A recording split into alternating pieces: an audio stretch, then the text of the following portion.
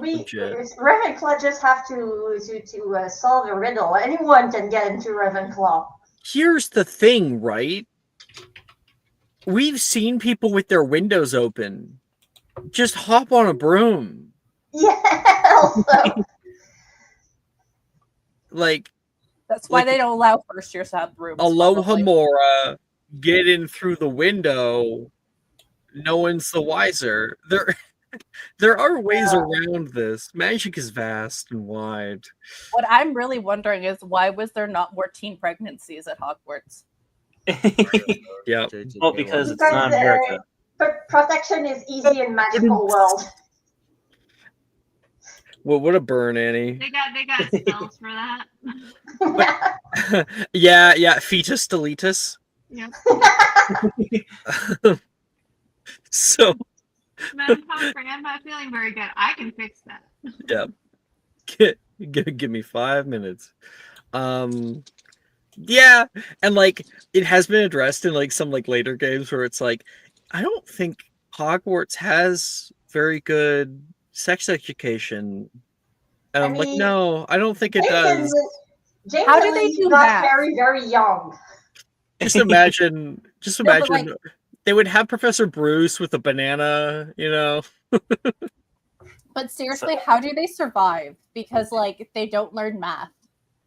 No, they learn arithmancy, but it's an optional class. This is what I mean. Like, it how is do they some survive? questions I've had. There's certain things like writing and math and history that's just expected to be learned like before the age of 11, with like homeschooling. So you're expected to be homeschooled, which obviously not everyone is going to have the means to do. So like, right. I think in canon, JK said, "Oh yeah, they just go to Muggle school sometimes." Even purebloods.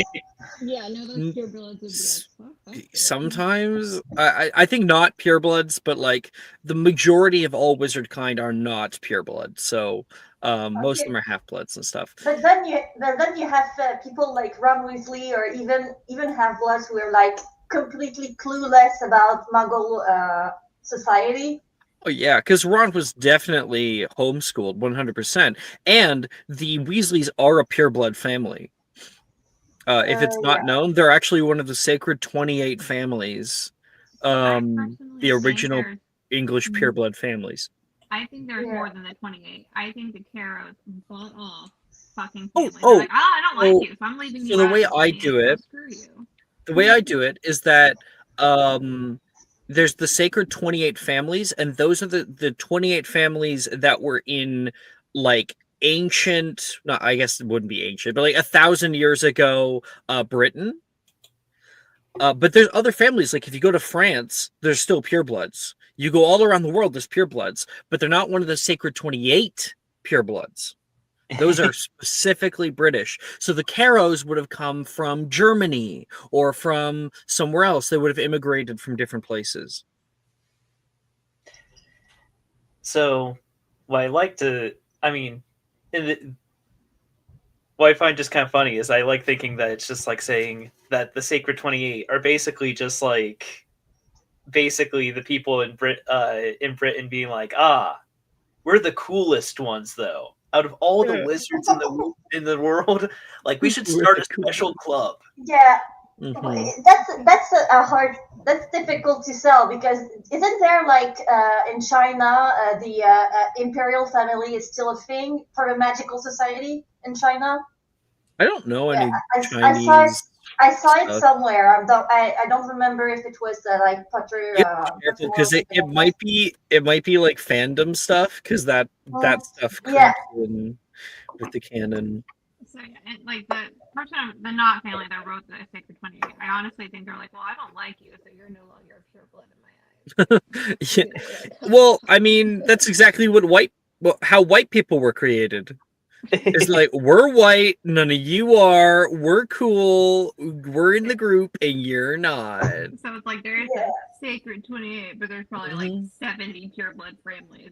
Because a lot of people don't know that, like, some people don't know that Irish people weren't considered white for a very long time. Italian people, Hungarian people were seen not as white as well. There's a little city that I lived in for years, just below me, called Lethbridge, and I found out that all but 80 years ago there was like rampant racism against Hungarian people. Like they were seen as drunk, they were seen as, a blight on society and all of that racist bullshit. Yeah. And it's Hungarian because they weren't considered white. It's some wild history when you look into the history of white supremacy. And then you see it mirrored in our game with blood supremacy. Yeah. And now we have like Trump just up from. Uh-huh. Yeah. Yeah. I'm so worried. I'm like one It's step like above World War that now. III, the beginning. Oh boy. Well, we can come here and we can escape from all that Yeah. into a Racism different escape. world of racism. Yay!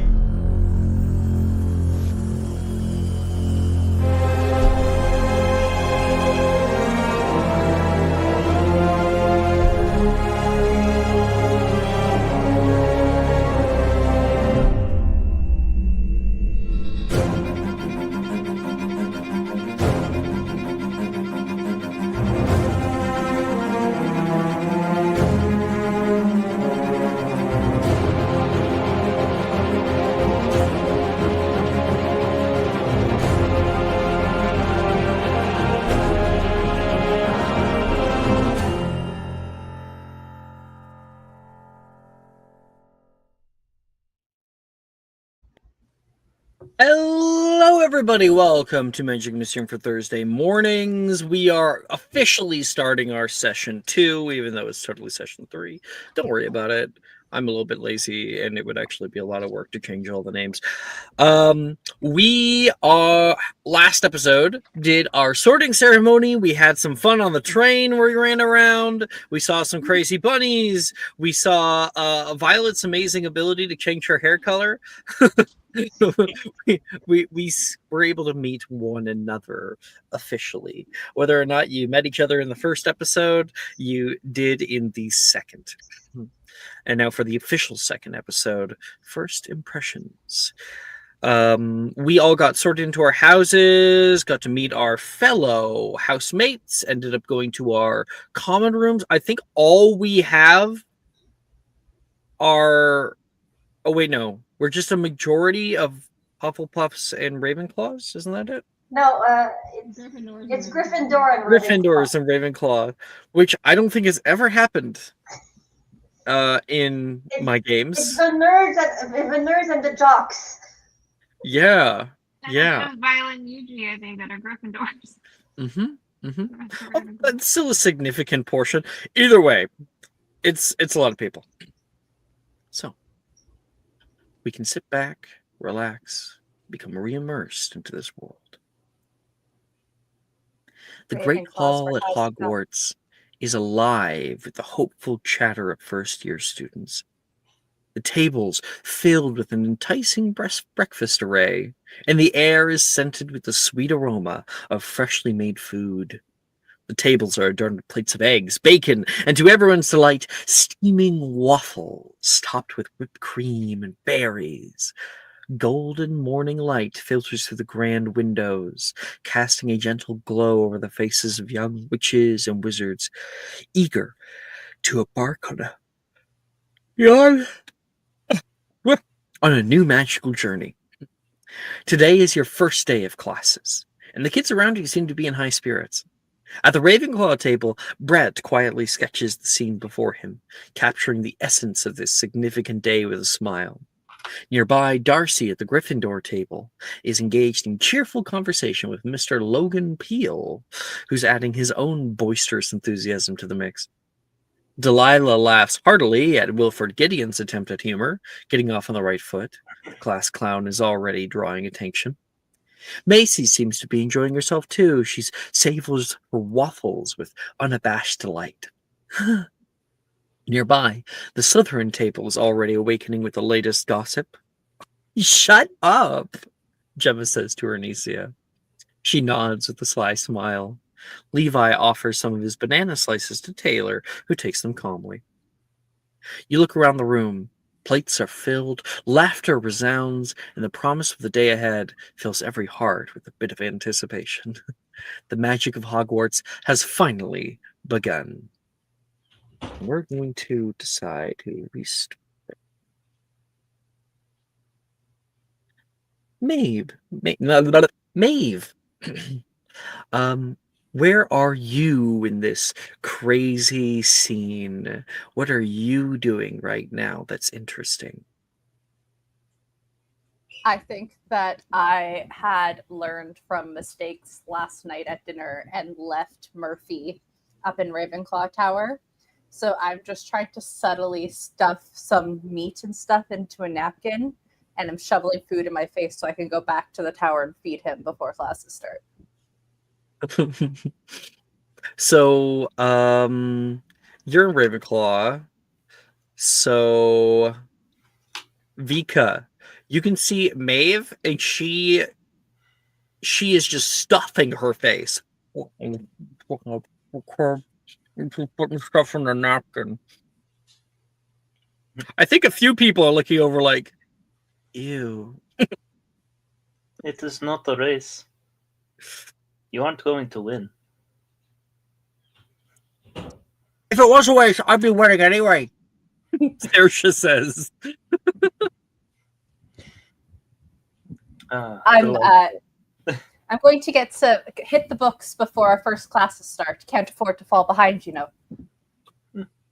Oh, you are only starting now. Interesting. Oh, I started studying back at the age of 7 when we found out I was a witch. My grandma and grandpa brought in a wizard tutor because my family's full of squibs.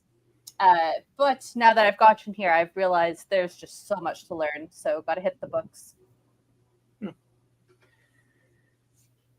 Yes, it is prudent to start early, but I don't think it will be any challenge that anything too challenging.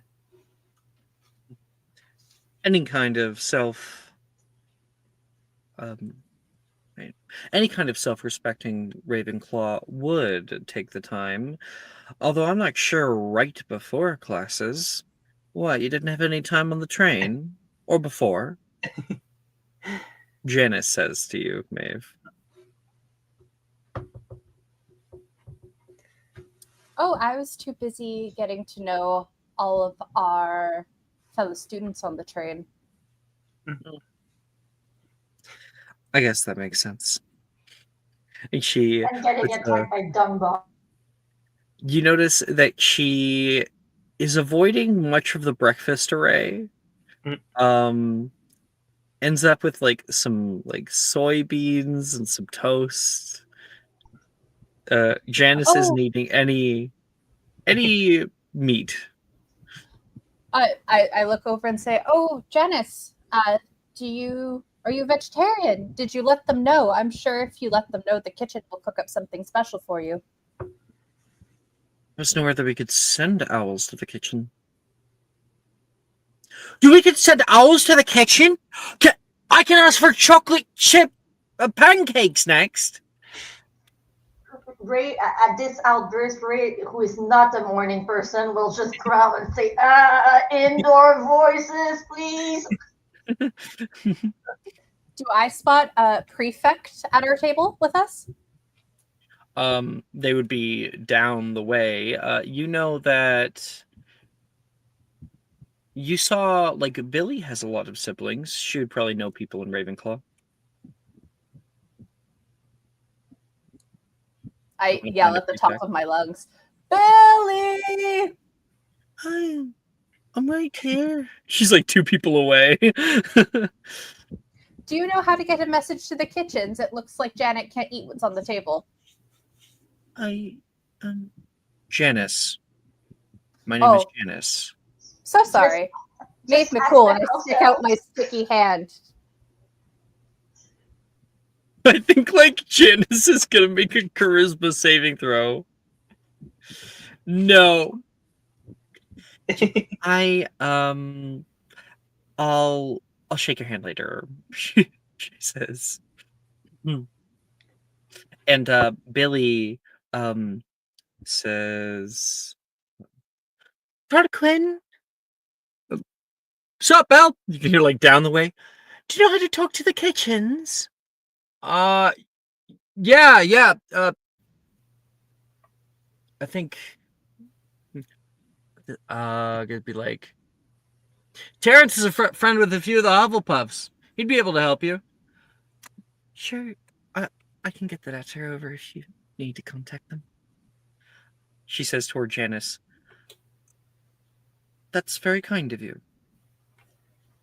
She pulls out her bag and starts to write a little letter. This is an interesting interaction with Janice in first year, I think, and will have lasting implications. I look around the table and I say, does anyone else have any dietary restrictions? You should let the kitchen know. They really should do a survey or something for incoming students. My parents already sent something to the school because I'm allergic to peanuts. Had one when I was 3, and I tripled in size briefly. Did they give you a special plate or something? Special plate? Yeah, like, how do we know that I'm not eating peanuts and I'm going to pass it to you? They just took peanuts out of the entire menu. Cool, okay. So we don't have to worry about infecting you. Hopefully not. I think that's how it works. She starts getting really worried. My parents, before I left, just told me to get ready for disappointment. Prepping you for adulthood already, eh? Yes. They always give me nice advice like that. And that's a mood. Like that, you won't even find any there in here. What are you excited for our first class? Billy says. I hear Transfigurations is really hard, Reese says.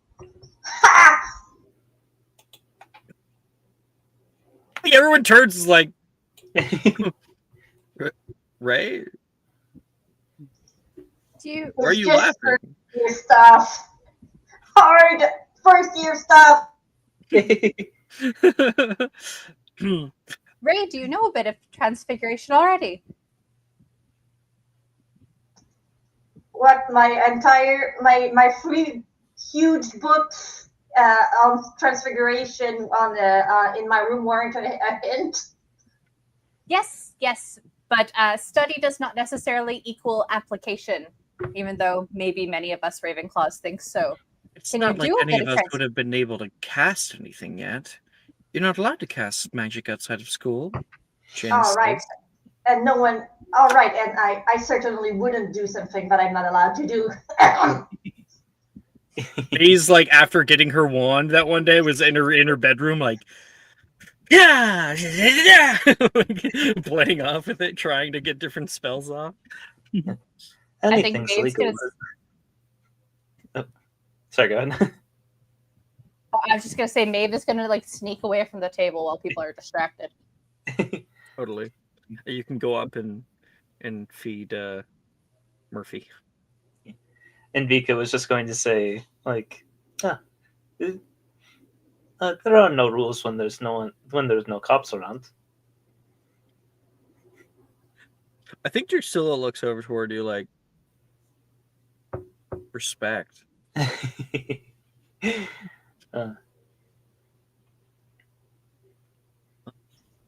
Sidebar: this Ravenclaw class is most likely to commit like white collar crimes. Like it's like low key criminals, but the smart kind in this house. Yeah. Like, is it like lawful evil, something like that? The amount of snark that was going on at this table, I'm just like, I'm living for this Ravenclaw class right now. Just all these pointed. Had we lost? Those are good. Okay. We Okay, lost I what? feel okay. Maybe I have some connection problems. Maybe I have some connection problem because the Yeah, video is kind of stuttering. Just a second. that can happen. But I can hear everybody just fine. Testing, testing. 1, 2, 3. Do do do do do do Uh, do. Yeah, and I'll you just sound close my great. video and listen. Yeah, Yeah, I'll just close my video. it's all good. Um, yeah, normally it's Annie who has the network issues, if anything. Yeah. It seemed to have gotten better. Do you think it was like because of the heat or? I legitimately I do. Like uh it in the summertime it can regularly hit over 110 here. So that's my life. That's life. That's life. That's what all the people say.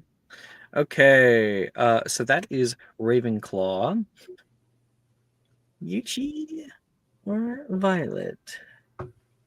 Uh, Yuji at the Gryffindor table right now.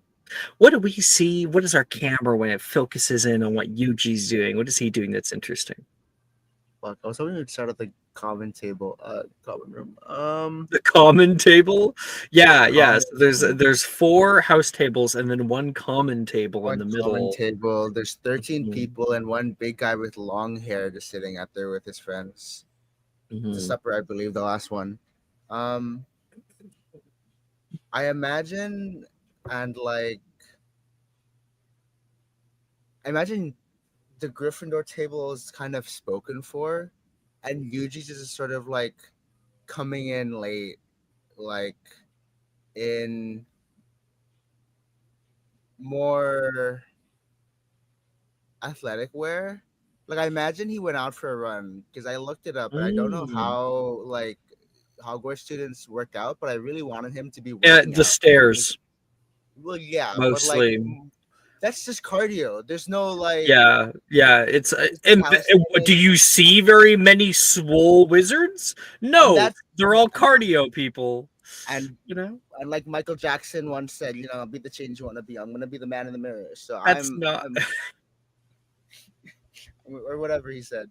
I want him to be like I don't coming think that we in. should be quoting Michael Jackson on anything at this point. Uh, Annie, are you okay? Okay, like I'm checking in on my friend.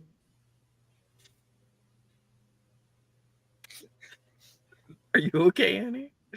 Oh, Um, sorry. I zoned out there for a second. No, I'm just that's even punning. funnier. We're just quoting the Michael Jackson song at you.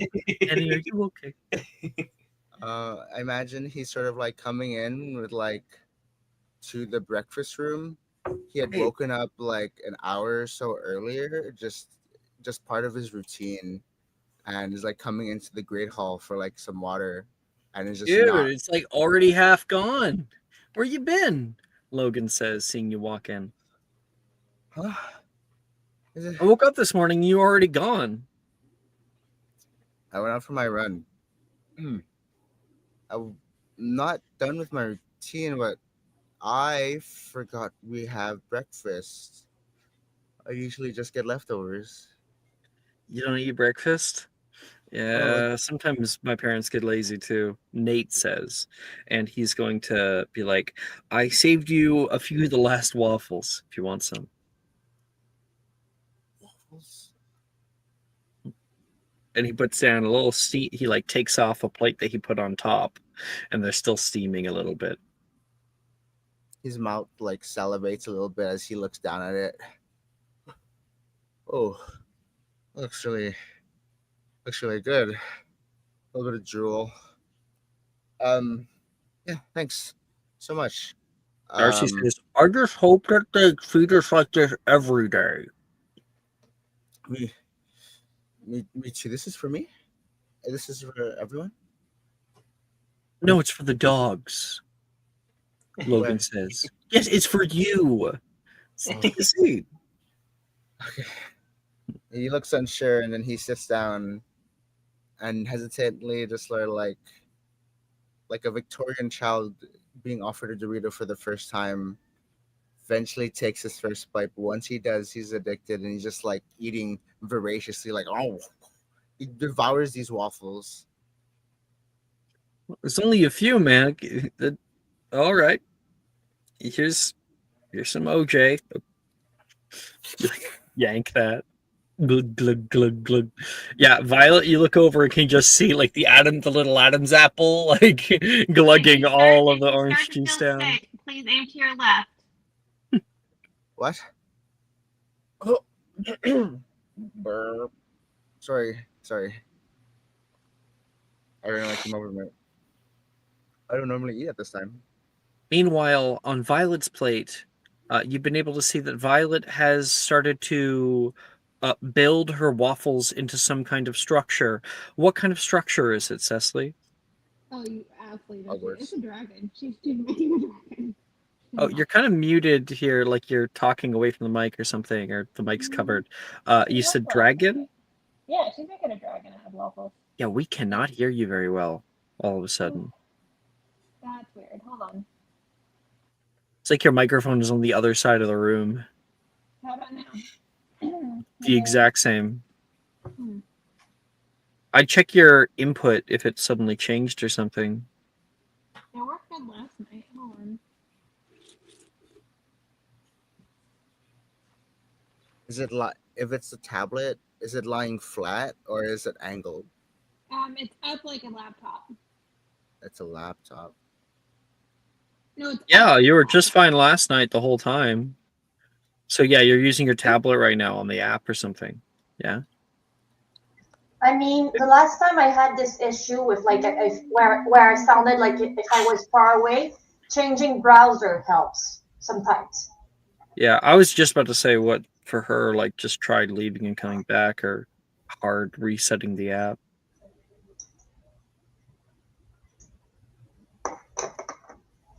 Give her a minute.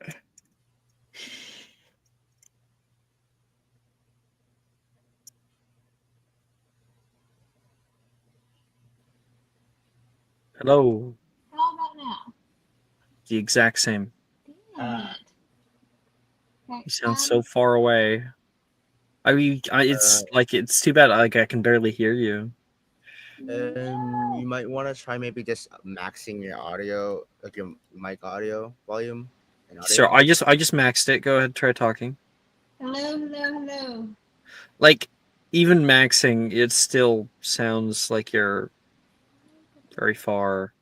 Hello. You didn't like move something. Hello. If you grab the tablet and like bring it right up to your face? Hello. There's no difference. Mm. Dang it. Hello. Yeah, still the like sure it's a little louder, but the audio quality is. I don't know what happened. Hello. Oh, suddenly different.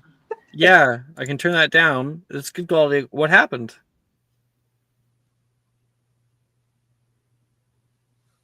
Sound better.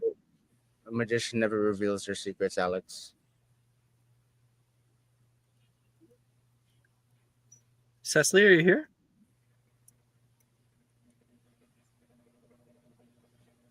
If you're talking, we can no longer hear you.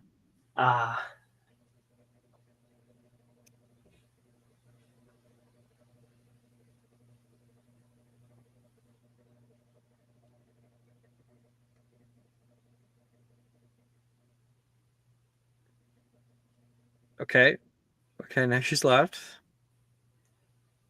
It might be like when I've had internet issues in the past where it's like she left and she'll be just back on in a second. Oh, definitely. I think so. I think she's just trying to troubleshoot.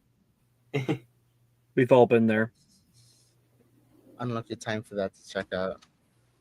Yeah. Trying again. Yeah! I don't know what you did, but it's fixed. Absolutely nothing. That's the saddest part. It's weird. It's so weird. Yeah, no problems last night. Okay. So she is making a dragon out of her waffles. She is using berries as the eyes, and she's using syrup very delicately to make little patterns on the waffle, like wings and stuff. That's cool. Sally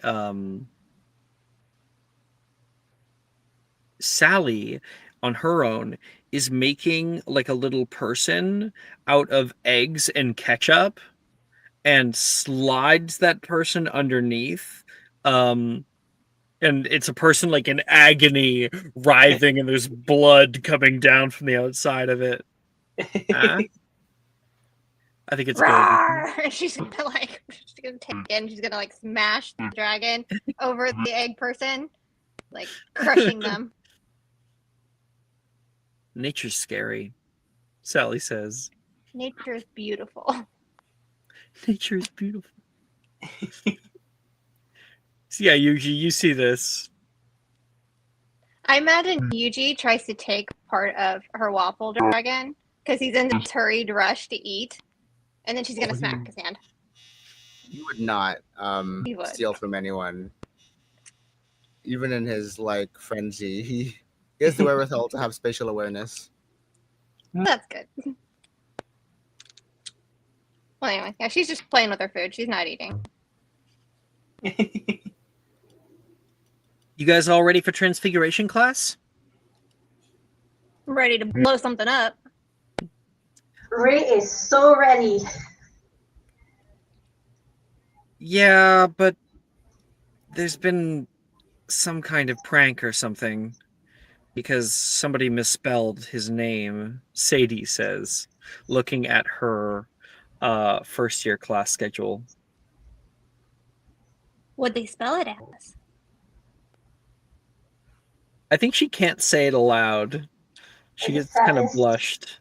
I'm pulling it up right now. Class schedule, first year. I'm not seeing a problem. I do actually have to redo this, but because it also says Professor Sprout, which has been changed since. Transfiguration, Professor Didudo? What's the issue? This is your class schedule? Transfigurations, Professor Dildero. His name is Dildero. His name is Professor Dilmoro. Dilmoro. And like Sally starts to laugh her ass off. Sally, I will give you 5 sickles to call him Professor Dildero when we see him. Absolutely, I have every reason to. I just told you that wasn't his name.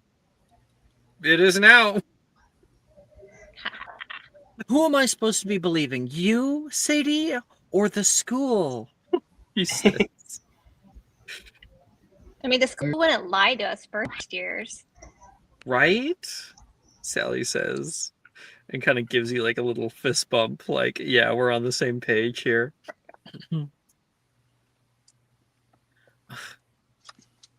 You all are children.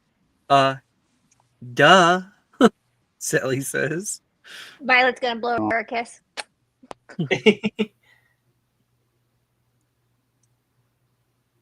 We can hear the class bell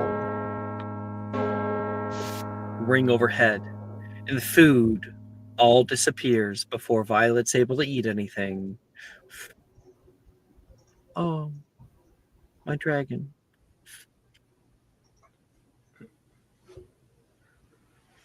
Such a shame. Well, when you play with your food the whole time, Sadie says. That man was a murderer, and my dragon just saved the egg population. You're welcome.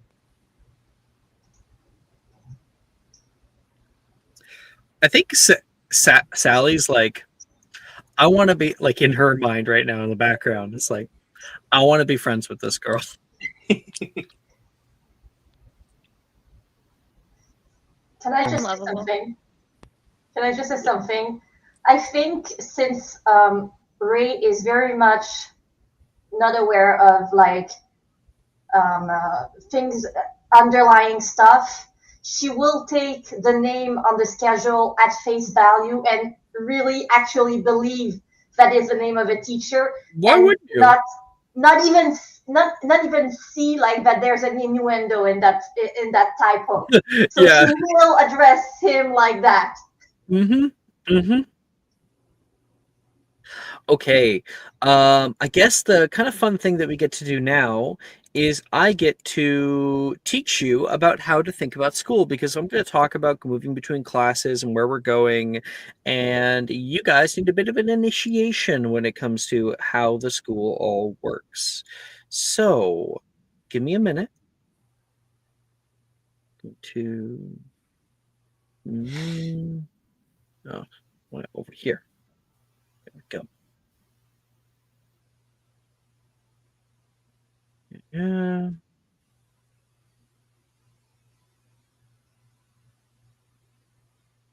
then one more. Okay. So, when you think about Hogwarts School, you probably imagine something like this. Now, this is really fun. This is a huge scale model that was created. I'm pretty sure it's in Universal Studios in Orlando right now. And this is Hogwarts School. And that's all well and good, but how can any of you really tell me what any of these buildings are? Like, maybe this one, right? Can anyone tell me what this building is? On the left. That's Hogwarts. Hall? Yeah. the room, Center Hall. This is the Great Hall. Yeah, the Great right Hall. there. Okay. That's where we are right now. But past that, I don't, I mean, it's if hard you to keep played track. if you played the game Hogwarts Legacy, you can kind of tell because we really did a lot of work at making sense of it. Yeah. Yeah, but And keep in mind, I made this prior to Hogwarts Legacy. uh-huh. This is Hogwarts School. I've simplified it quite a bit. So we've got the Great Hall on the left here, and that connects to the Viaduct Courtyard. The Viaduct Courtyard obviously connecting to the Viaduct Bridge, that big long bridge between the North and South Campus. And the Viaduct Courtyard is the same place that, like, Voldemort was killed by Harry and all that.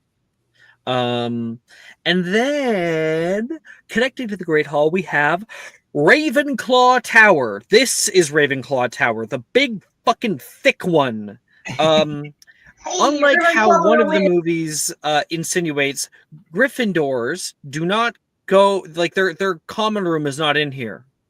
It's over here in Gryffindor Tower. It's this behind tower in the background right here. Either way, Ravenclaw Tower has the moving staircases in it. It has Ravenclaw dormitory, and then this little thing at the very top, the tippy top right here, is going to be the headmaster's office and stuff. But that connects to the quad. The quad is sort of like a big square donut-shaped building with the southern courtyard in the middle. There's only a few classes that take place in the quad. Some more notable places with it, though, are Gryffindor Tower, are the hospital wing that connects there too, and if you can go past a little bridge under the hospital wing to get to the clock tower, but we'll be able to see more of that soon. There are 3 bridges that connect the southern grounds to the northern grounds. The Viaduct Bridge is the biggest one. Then we've got the Stone Bridge that connects diagonally the quad to this building that we'll talk about in a second. But that's up on the 3rd floor. It's not ground level. And then there is one other ground level bridge that we can't see in this photo, which would be the Suspension Bridge. Now, if we look at the north of grounds, we're kind of seeing half of it because there's half of it that's obscured. There's one that's not labeled here. At the very back, you'll be able to see this little tower up on the hill. That is the owlry, where your letters go and are taken by the owls to the school. Then there's this big fucking building. And this is a majority of where all of the classes in Hogwarts take place. Now, there is no canon name for it. And so I just call it the Oxford Building because, canonically, on the ground floor, the main big hallway is called the Oxford Corridor. So I call it the Oxford Building. There's lots of different things in this building. All the classes you can think of. Arithmancy, fucking divinations has their own tower there. Ancient runes, DADA. Charms actually isn't in that building, but and like the library is also in that building. Wrapping around the outside of it, you would have the greenhouses as well. It's the greenhouse area. And we can see peeking up behind it is the astronomy tower, which we're all aware of because Dumbledore fell off of it. Question. Where are the dungeons?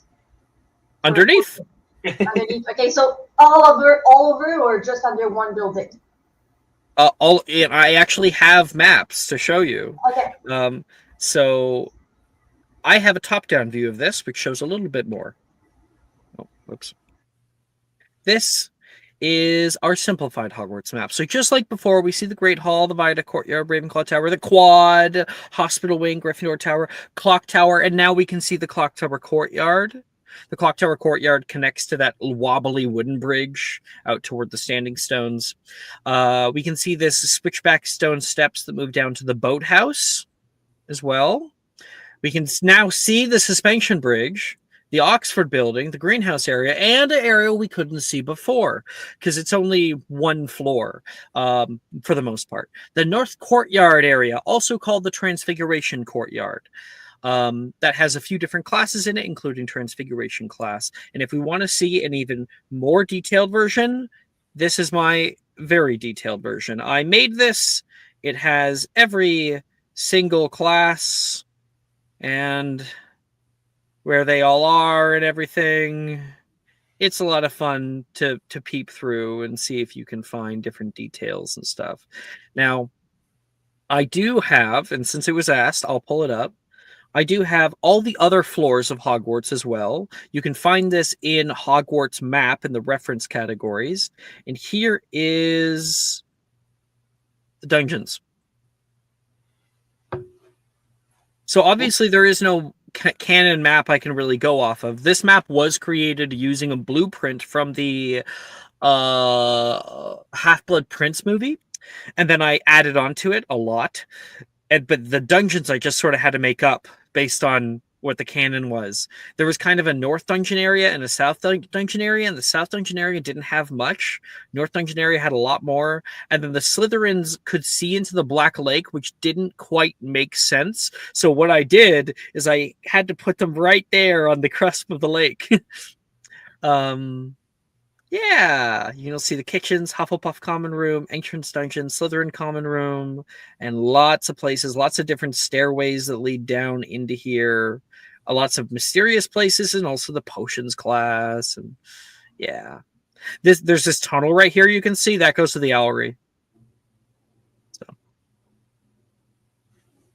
I do have a map of the dungeons as well. And if you guys want, there is one more cool resource that I've given you right below the Hogwarts map, which I will show off, I think, my... Yeah. So, let me make this a little bigger. You can see all of the Hogwarts map. This is the outer grounds and everything, including Hagrid's hut, and then we've got all the floors of Hogwarts, 2nd, 3rd floor, 4th, 5th, 6th, and 7th. And I also have the Hogwarts Legacy, Hogwarts Valley map. All of this would be canon as well. And then we've got all the simplified versions. The cool part, the last thing I want to show you, is this.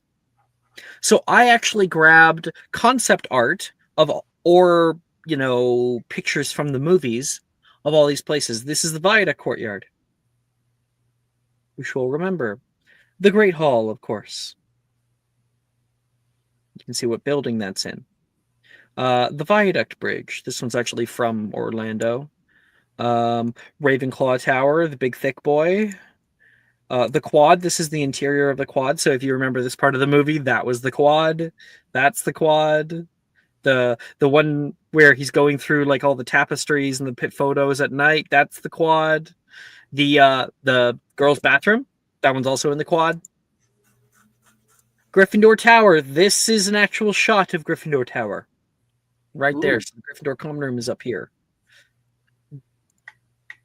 Hospital wing. This is the hospital wing connecting to the clock tower. Clock Tower Courtyard, which you might remember when they were heading off the Hogsmeade.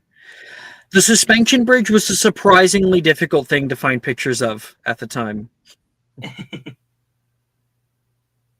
North Courtyard area, which is very famous. This tree is the one that Draco got turned into a ferret under. There's some shots of the Oxford building. This is the back of it. This is the Serpentine Staircase, which we'll probably bring up a few times. You might recognize that from the movies. The library, of course. DADA classroom. And then we can go down from there. I've got some boathouse pictures. Astronomy tower. Woo! And a bunch more. Oh, Charms class. And where we're going, which would be the Transfiguration classroom. Yeah. I even have some shots of Hogsmeade and stuff in here. So feel free to check that out whenever you'd like, or whenever you need a little bit of context as to where you're at or what it looks like. So I hope that helps you for the rest of the campaign. Helps a lot. All the effort that you put into this game really shows. Thank you. I think that it helps to have context and continuity when it comes to that. So if I say, oh, there's something happening in the North Courtyard and you guys are in the Great Hall, we need to understand it's going to take you a little while to get there, you know? Yeah. Okay. So let's do a little fun thing then. You can even follow along with the map. As you leave the warmth of the Great Hall in the morning, you step into the grand entrance, and the famous moving staircases await. They shift and turn, forming a bewildering yet fascinating maze, each step leading you further into the mysteries of the castle. The polished banisters, worn smooth by generations of students, guide your way as portraits lining the walls watch with interest. Beyond the staircases lie the halls of the quad, a place where history is blended upon the very architecture. Stone archways frame glimpses of the south courtyard, verdant, clean, and inviting. The hallways stretch forth, lined with doors leading to unknown classrooms and nooks filled with mysteries to unfold. And our journey across campus continues across the suspension bridge that seems to float above a chasm below. Each step resonates with a hollow echo. The wooden planks creak gently beneath your feet with delight. The wind rustles through the stone below, bringing with it the sense of the western forest. And finally, you arrive at the North Courtyard area. A hollow hall filled with the warmth of sunlight and the murmur of students sharing stories.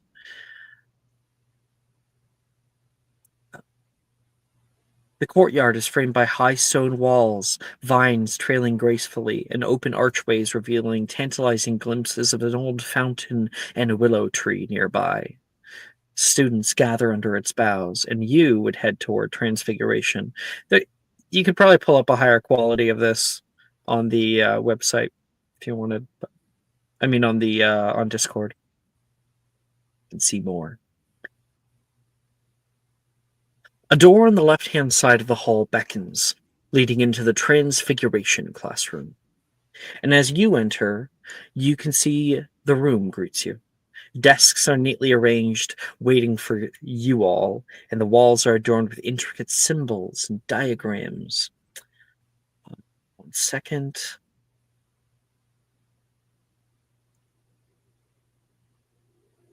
I am hungry. I need some food. Order something.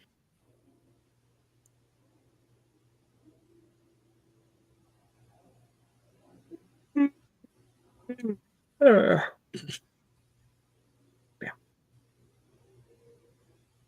If I open. Yeah, that'll be nice.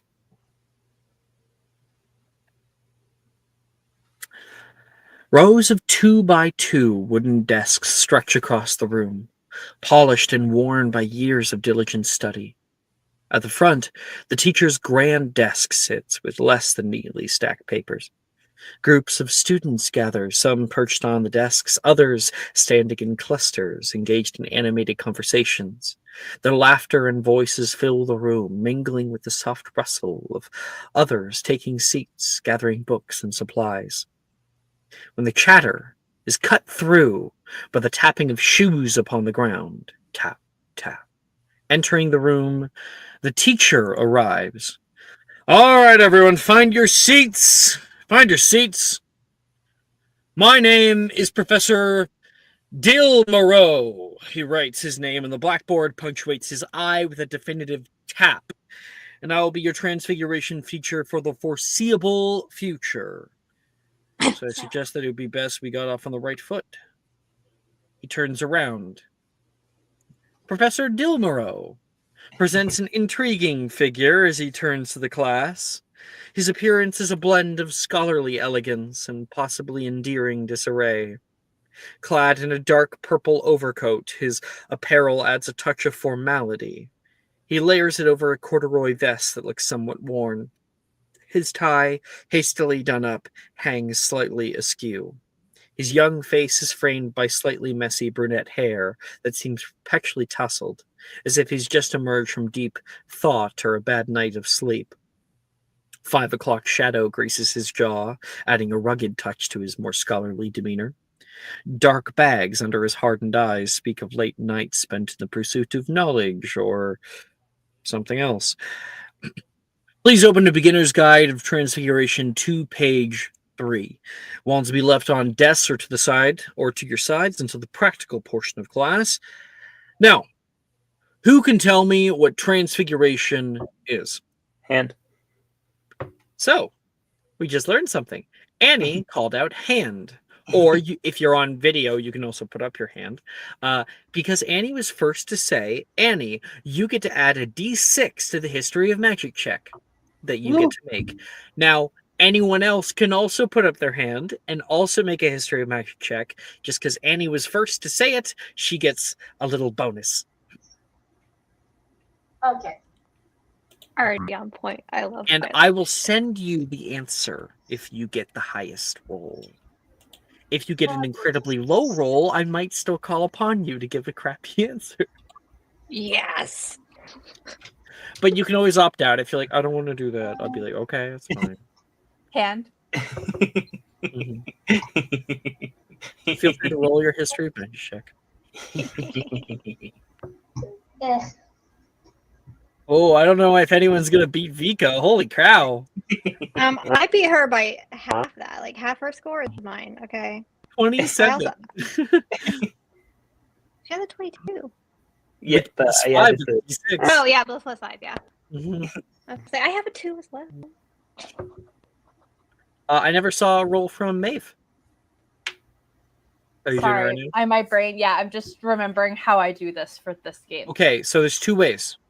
So you can go with the website, right? If you go on the Magic Mysterium website, that you can literally just click History of Magic and click Roll.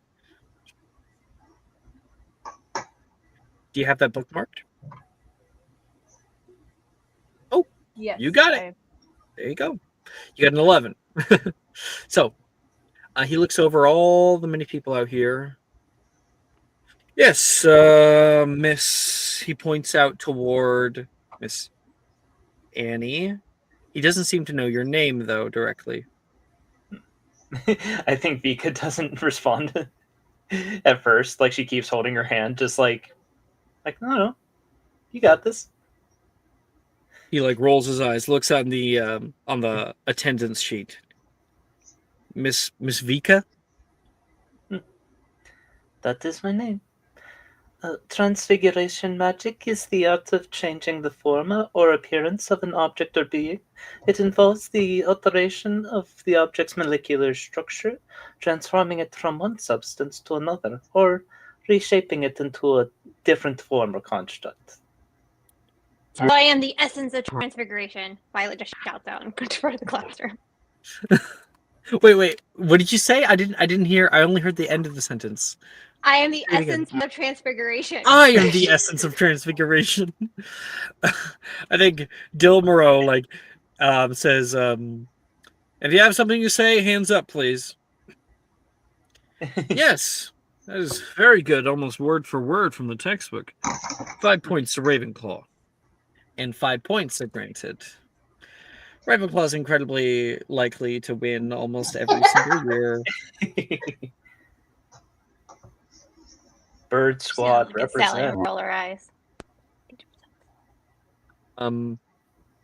Transfiguration is an art that many can attempt, but few master. It's also some of the trickier spell work to accomplish without side effects. Today we're going to have the opportunity to do just what our young student explained here. To change or add new properties to items at your disposal. You'll all read from the textbook for a little while there, and when we're all finished, we'll put these laws into practice. You read from the textbook for a little while, are directed to page 10, where depictions of wand work are illustrated. Now, if you check your desks, you should find some simple materials. You guys all pull up the desks and look inside, and there is 2 wooden blocks and a glass goblet. If anybody opened up the desk prior, you would notice now those weren't there just a little while ago. They are now. We'll follow the instructions on the page to cast our first spell. The spell is pronounced Epoximize. Say it with me. Epoximize. Epoximize. Epoximize. Very good. Dildero takes his blocks. We'll use our 2 blocks and stick them together, like so. He takes one of his blocks, resting on top of the other. Epoximize, he states simply, and taps the top block, and the 2 seem to fuse together like glue. He takes the top block with 2 fingers and lifts it, lifting the lower one with it. If you are successful, you may choose to study and practice for the remainder of class. Good luck. Everybody must now attempt Epoximize. So you're going to go to the rolling category. You're going to type in /attempt, and then the little black box that pops up, you're going to spell out Epoximize. Now, you don't have to know how to perfectly spell every single thing. All you need is at least the first 3 letters correct. If you get at least the first 3 letters correct, then a little thing should pop up, and it's like, did you mean this? And then you can click it.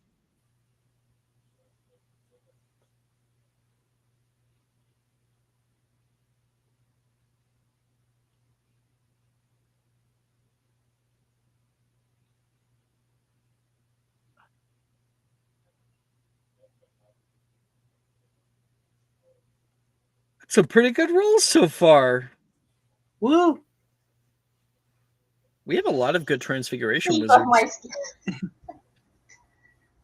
Like, I was literally pumping my fist in the air because I'm like, because actually I think my first character I've ever played in this game where I'm like, no, I need to actually care about grades. All my other characters I've ever played didn't give a fuck about Not them. a single fuck. The And exact opposite over here. I will say, before the questions start rolling, you cannot flunk out. Grades don't really matter other than a way to immerse you into the world, because it's kind of fun to be like, I'm failing transfiguration class. That's a great way to do. Since May failed, does that mean she just leaves class? No. So you can't flunk out. That's a big thing. Grades don't really matter until you're in 5th year when you're doing owls, because you have to have certain owls in order to take classes later on. And then they, of course, matter 7th year when you're doing your newts. Those are really important. Um, There is one more rule that some of the veteran players know that I think you guys should be informed about, and that is if you end the year with all O's, meaning the highest grade you can possibly get, you get something called a Die of Fate. And that is a natural 20 to just sort of use whenever you wish. And it expires at the end of the year. So, like, you can't have one in first year, but like if you ended first year with all O's, the next year you would have a nat 20 to use sometime in that year. Gabby, you had a question? yeah, I feel like once she managed to do her spell, Rhea is gonna like bombard the teacher on the application of the spell. Like, is it just wood block that get merged? What size can the of object can you merge together? Does it work on living things, on dead things? All sort of question like that. These are absolutely wonderful questions. I'm glad that you're thinking so deeply about transfigurations. I will, however, say that that is what we will be learning. So, Maeve raises her hand and kind Sweet. of like waves it.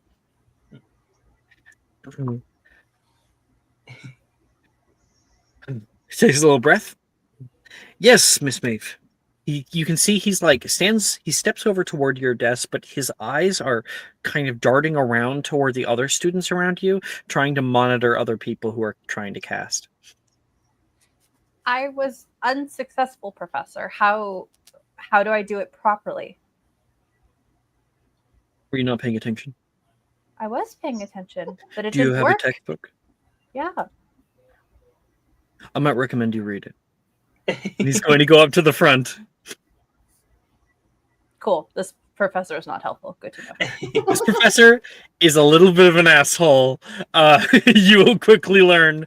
Not every professor's like that. Some are much more helpful. Yes, the professor, I shan't say. I'm going to send something in the grades category. So you'll see this in the grades category. This is your grades that you can get. There are 3 passing grades and 3 failing grades. So if we start from the top and work our way down, we'll do first our 3 passing grades. There's O for outstanding. It is the highest you can get. It means you had no flaws really in your work. No edits. You're doing amazing. That's outstanding. Then underneath that is E for exceeds expectations. It means it's not perfect, but you are certainly doing better than most of the other people in your year. That is an E. And then there's A for acceptable, and that means you're passing. If you slack, you might be failing pretty easy, but yeah, you're just passing. That's like a C. And then you start getting into P for poor, meaning you're failing this class, but not by much. Put in a little bit of work and you could be passing. There's D for dreadful. You are failing this class, and you are unlikely to succeed. And then there's a sort of mean grade to give, which is T for troll. Trolls are known to be exceptionally stupid, and this means that you are utterly terrible. You are probably a lost cause. Yeah. So we'll be getting grades and everything as we go. I feel like Ray might get that grade in magical creature care.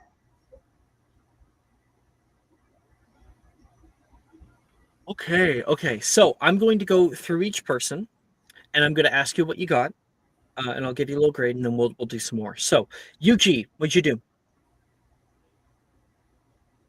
My best. 15. With a 15, that just barely earns you an E. You cast. It only takes you 1 or 2 tries where you get approximize, and they fuse together quite nicely. Oh. Maeve, what'd you get? You 9. got 9, which is just barely a failure on that one. We'll see how you Okay. can do in the future. Just barely. So close. But you cast out like epoximize, and you can see the two of them get kind of like sticky. And you're like, ooh, you go to grab the top one and pull it away from the bottom, and it pulls away very easily.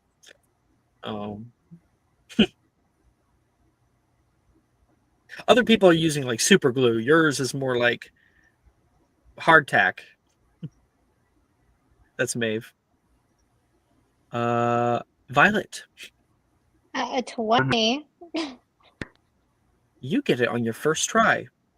Doesn't seem that hard. Tap. Epoximize.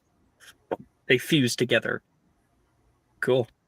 I like transfiguration's hard. Well, like it's hard. Ray.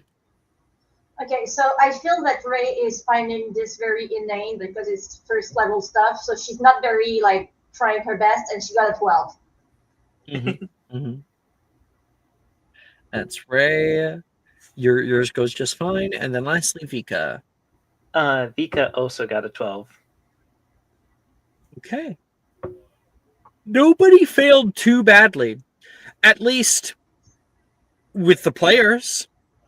The other characters around are trying their best. I'm gonna, you know what? I'm gonna call upon all of you. You're gonna tell me an NPC you want to just see how they're doing, and I'll tell you.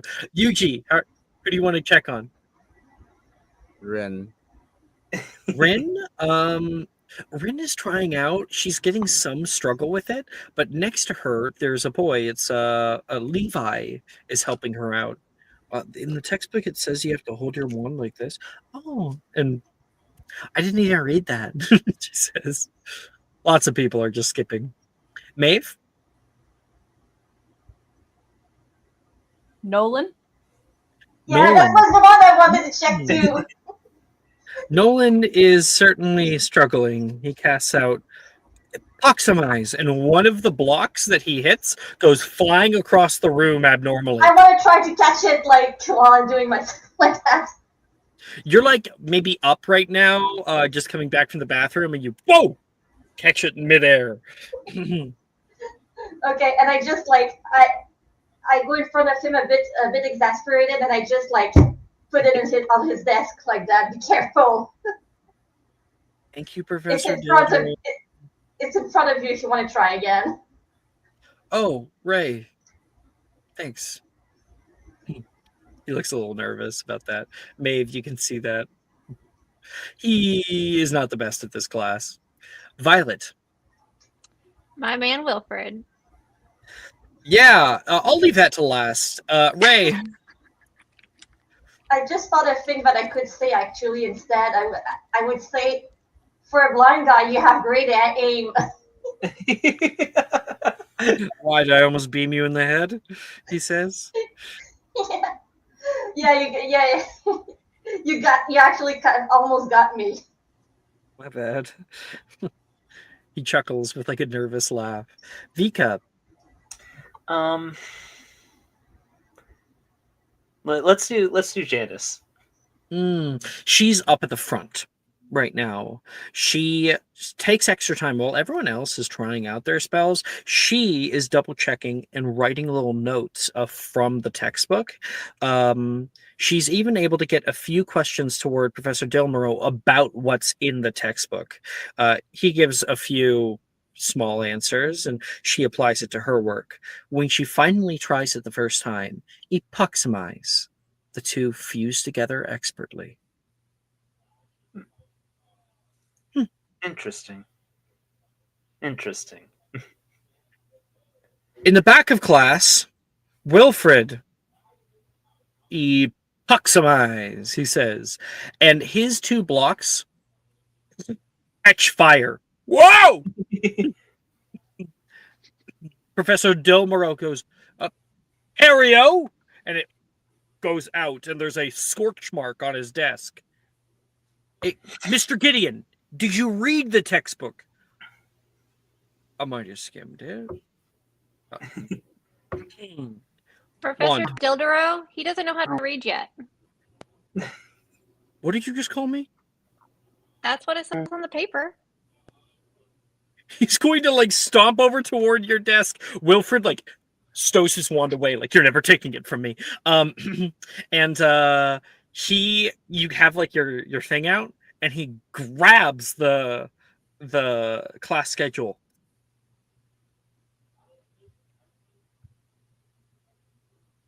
It's like that with all of them are, isn't it?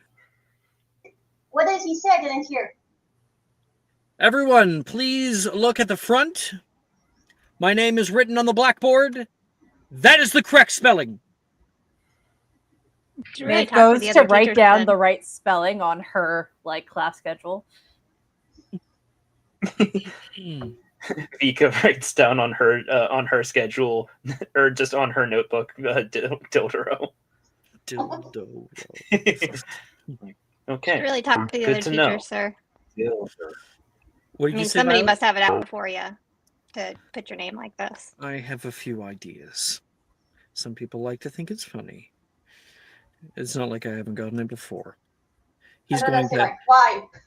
I don't he's get it. Why going is it funny? to place the thing back down onto you. And he's not going to tell you. 100% he's not telling you. And Ray kind of just has to sit in that confusion. Yeah. All right, everybody. You all get to pick 2 other spells from the list in order to attempt. Now, when it comes to these, you're going to go to first year spells. I can send you a thing. There's 2 ways of doing this. So, setting a discussion. Here is the link to the channel. If you go to that channel, you'll be able to see all of the spell cards that I made forever ago. All the different things. These are sorted not by type of magic, but by class. So you'll see at the top, you'll see charms. And then this is all the charm spells that are taught in that class. Then DADA. And you'll see all the DADA spells. You'll notice, look at that, there's blue spells being taught in DADA class. So you can't just go off of the type of magic. And you keep going, you get transfiguration, and you have a few options. So you've got Aguamenti, creating water, Crenus Muto, which changes hair. We've got Epoximize, which is sticky, right? You can always try it again to see if you can get it locked in. Veriverto, which changes one thing into another. And then Incendio, which creates fire. Yeah, Incendio is a little bit harder to do as well. You can also see all of these descriptions on the website. I'm going to show that before I answer your question. Yep. So I'll show you on Rupert's sheet. So here is Rupert, my my Sunday character. And if you go to spells, you'll see your spell mods. You'll also see all these. These are the spells he's actually attempted. You click on the edit right here. Oh, wait, no, sorry. I did it wrong. Not that edit. This edit. And you'll see these are sorted by charms first year. You go down, DADA, transfiguration. And you can open them up, and they also have their spell description and everything in there too. Yeah. Question? Quick question. Gabby? Yes. Gabby had a if question we- first. Yeah, if we manage to do the spell like in the practice, do we have to redo it to get it, or is it we got it first time? I can absolutely answer that. I'm going to look at the other question first, and then I'll answer it because it's a bit of a long answer. Cecily, you had a question? So nat 20 wouldn't lock in a spell, right? You'd still have to do a spell twice. No, actually, funny enough, Nat 20 does auto lock in a spell. Yes. Okay. Were there any other questions before I get on to Gabby's answer? No. Okay. The way this works, as I might have explained during character creation, is that this is immersing you in the learning experience of Hogwarts. Any spell you attempt in class, whether you succeed or not, can be attempted outside of class. Inversely, if you haven't attempted a spell in class, you cannot attempt it outside of class. You also can't teach your friends spells. And sorry, Alex, how many times do you need to attempt before it's locked in? So just getting to that. Sorry. You need to be able to successfully cast a spell twice, either in class, like either once in class, once outside of class, twice outside of class, twice in class. Doesn't matter where. But if you successfully cast a spell twice, it becomes locked in, meaning you never have to roll to attempt it ever again. It'd be weird to have a 20th level wizard trying to cast an Accio. No, that's secondhand, right? That's an easy spell. Meanwhile, they might try to cast fucking Azreth, the fiend fire spell.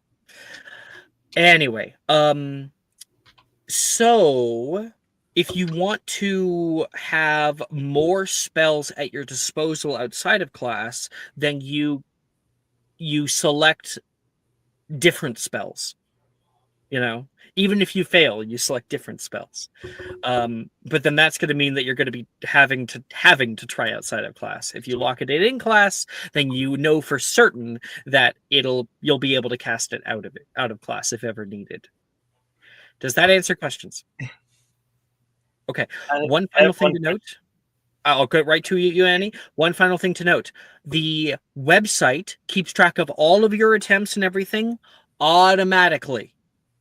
So, you won't see them show up immediately on the website. You have to refresh, and then you'll see them show up.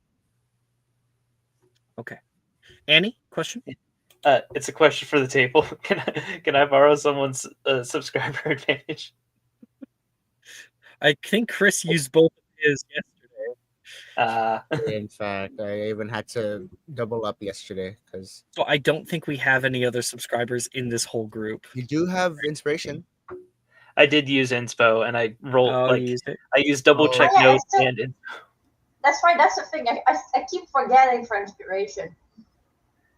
Yeah, unfortunately, I rolled an 8 for Apoxmize my second time. I'm sorry. No worries. I'm not a Yeah, Nick got Hufflepuff. my subscriber last night, so. It happens. Which Gabby might not know, even Kay might not know what a subscriber is. So we obviously stream to Twitch, and you can become subscribed to my channel on Twitch. It takes a little bit of money. There are 3 tiers to it, and I wanted to reward people who were doing that because it's so nice of them. But I didn't want it to become like a pay-to-win situation, because then it's like, oh, I pay money and now I'm better in game. No. So it's a pay for others to win. So whenever you become subscribed, if you're on tier 1, then you have 1 advantage to give to another player per week. So sometimes people are like, take my subscriber, roll again. And it's really nice of them. It helps camaraderie and stuff. And if you're on higher tiers, tier 2, tier 3, then you have 2 per week, 3 per week. It's like a health action. Yeah. Yeah. Okay, I was pulling something up and I forgot what I was doing. Pay to help. Just so remember. Okay, you can do another spell. I thought I'm only allowed to attempt twice. You got a nat 20 on your first one. So it's locked in automatically. So then you can do another one because you don't have to attempt that second one twice. Okay. Wait, who got nat 20? We just do it without telling which spell we take. How would you? Okay, so you have 2 spell attempts, meaning you get to choose if you do 1 spell 2 times or 2 spells 1 time. It's up to you. You have 2 attempts. And the way we do it is by the edit. Sorry, what was the question? The way that we do it is like how you showed us in the edit page. In order to ask a person.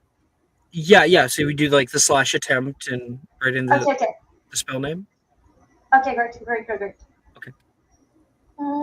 Yeah, I did the same spell twice. I think what Cecily was saying was my first time was a nat 20, but I don't know if that makes a difference. Yeah, so with the second time you attempted it, yeah, you can see Maeve McCool attempts to cast Crenus Muto. This spell is locked in. You can cast it without a failure chance. So yeah, try a different spell. Cool. Okay.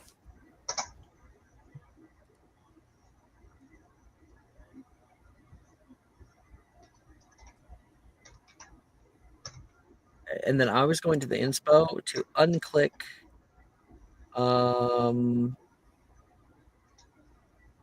unclick Vika because you said you used your Yeah. inspo. Next time I'll get it using inspo. All right. So I'm going to go around the table and I'm going to ask you for your attempts, and we're going to say what happens. Violet, what are your 2 other attempts? She got a nat 20 on Augmenti. Awesome. And then she got a 10 on Incendio. So not good with fire as much as she loves it, and great with water. A 10 on Incendio, nat 20. So a nat 20, a fun thing about that is whatever grade I was going to give you, it goes up 2 grade letters from what I was going to give you. So if I was going to give you a T and then you got nat 20, I would be giving you a P, for instance. For you, I was going to probably give you an E, so you're going to end up with an O. Yeah. And also, every nat 20 rolled in class counts toward 5 points for your house. So that's 5 points. I failed a roll, but I kind of want to use my inspiration to redo it. So you just have to state that you redo it. Now, there's something important to state here. Let's say I grade you based on the amount you roll, right? The number. And so sometimes you might want to inspo something you've succeeded on to just get a higher roll. Whenever that happens, just remember that you have to roll it manually because we don't want it that you suddenly succeeded it twice when you actually cast it once. I hope that makes sense. All you have to do to use your inspo is just tell me. I'll unclick the little inspo tracking for you, and then you can just go ahead. So I want to use inspo to do Incendio again. And because you failed it the first time, you can just do /attempt. You don't have to roll manually. Okay. We're all learning. This is great. Is there a benefit to saving the inspiration? Yay! I had a nat 20 this time. No, not that. I had 19 plus 14. So is that nat or not? No, you'll know it's not if it's yellow. So there's nat 20s, which are natural 20s, meaning I rolled a 20 on the die, and that is a critical success. And then we call them dirty 20s.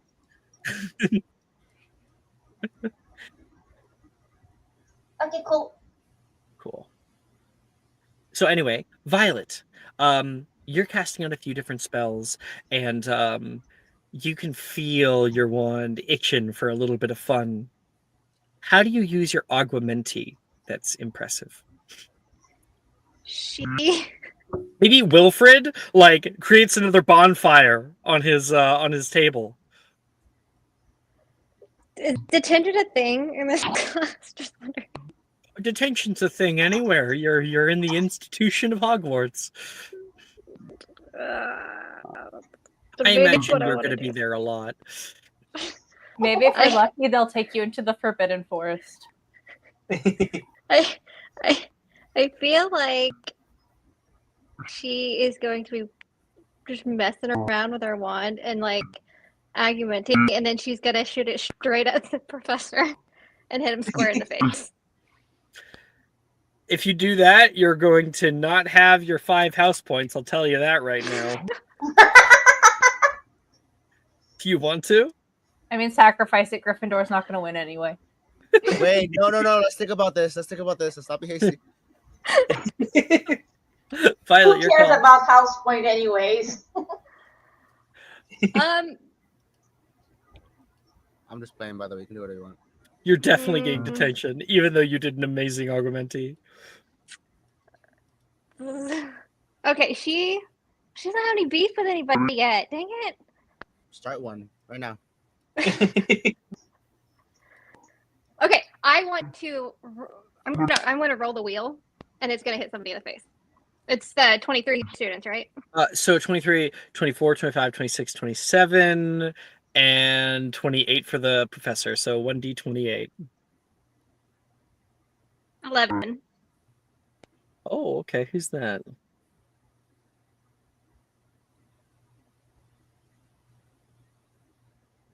Where is it? There it is.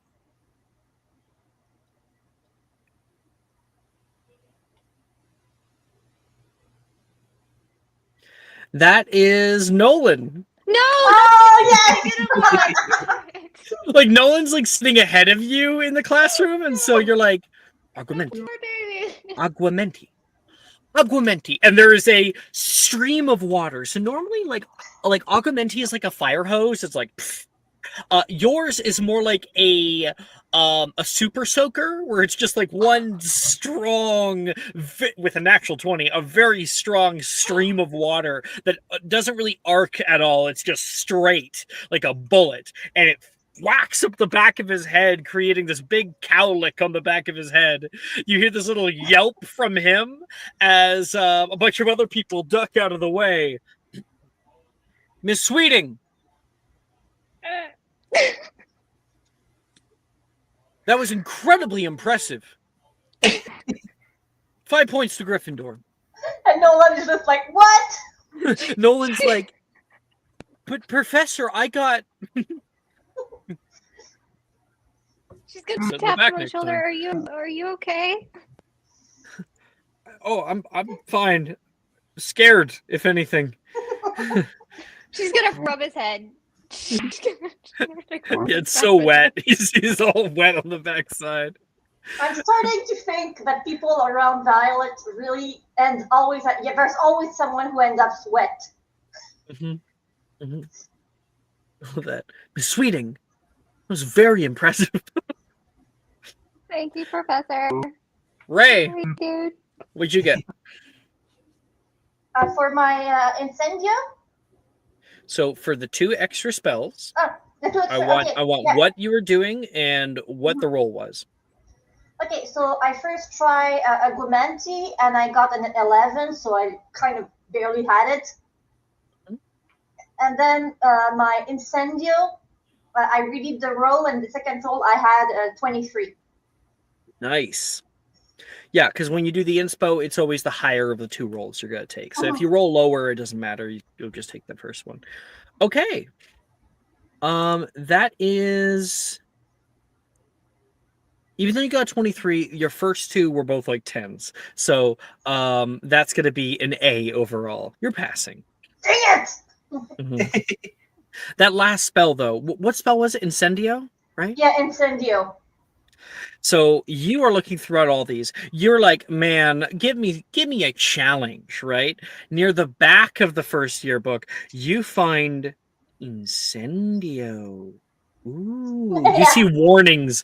Do not attempt without guardian supervision. Yeah, and I'm like, yeah, that's something to be serious about. And so you put a lot of work throughout the class in order to get that one right. You kind of lock in.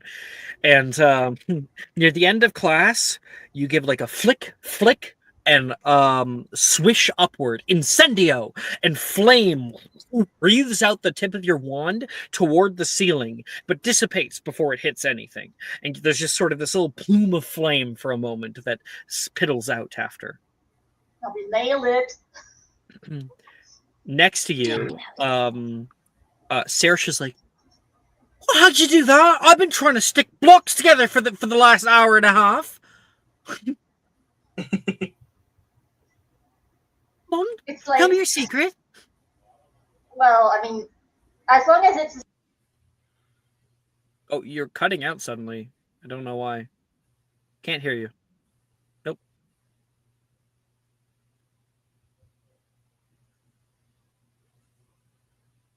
Yeah, you're not muted on the StreamYard end. It might be like some kind of setting on your headset. She's Or did muted it from come what through? I can see. But you're muted now. You're muted Oh. on Night Mysterium now. So unmute.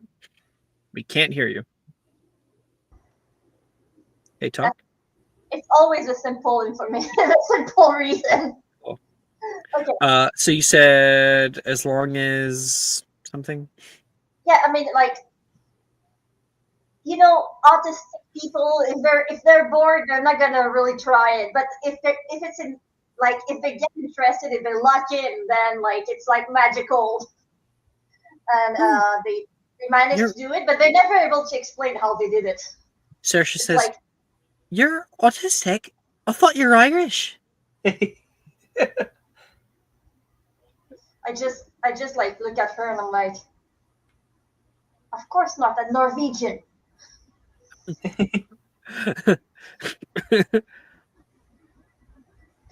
Saoirse looks very confused. And I'm okay with letting it like that. Have you ever seen the Steel is Heavier Than Feathers? Steel is heavier than feathers. What's Annie's probably has. Oh Has yeah, no one no. seen Steel is Heavier Than Feathers? It's like, It was like, what's heavier? 1 kilogram of steel or 1 kilogram of feathers? The that's answer right. is steel, because steel is heavier than feathers. That's Yeah. right. Steel. But they're Because both steel is 1 heavier. kilogram. They're both a kilogram. But steel is heavier than feathers. But they're both a kilogram. His feelings were hurt. Okay. I feel like Ray is just like letting her swallowing her own confusion and stupidity. It's not stupid, but she is very still in that mindset that other people around her may be stupid. So she's just like gonna let her Norwegian autistic English throw Egyptian in it too. This is Saoirse.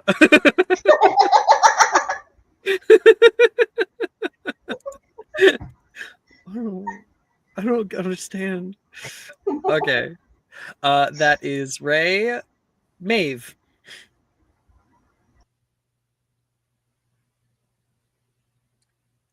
She got a. So sorry, where did it go? You got nat 20 on Crenus Muto, didn't you? Yeah, and then I only got an 8 on Aguamenti. That's so lucky because I would have given you a P for poor, but with a nat 20, that brings you up to an E. I pass. Woohoo. Yeah. So your other spells. My wand doesn't sucking like in. transfigurations. No. In fact, I'm surprised with how good this class is with transfigurations, is what I'll say, Kay. Normally, it's a shit show. This really Maeve? shouldn't be the first class they give first years. I'm just saying. Like, this seems very dangerous to be the first class. Oh, definitely. 100%. And that's part of the reason why Dilmaro's like, God, it's a fucking minefield. Why don't you read your damn textbook? How about that? I really should have hit him. I regret that choice.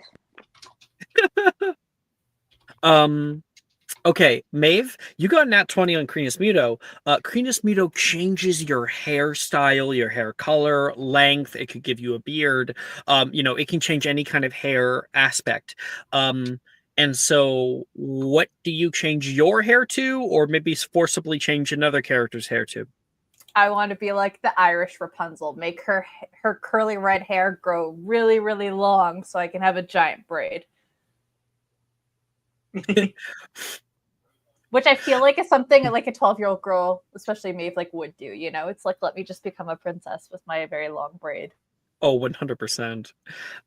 Professor Dilmaro's walking around, stopping people from blowing themselves up, and ends up walking on your hair. What the? Ouch! He turns and sees you. Well, it's long enough that it probably doesn't hurt. It's like laying on the ground, it's still growing.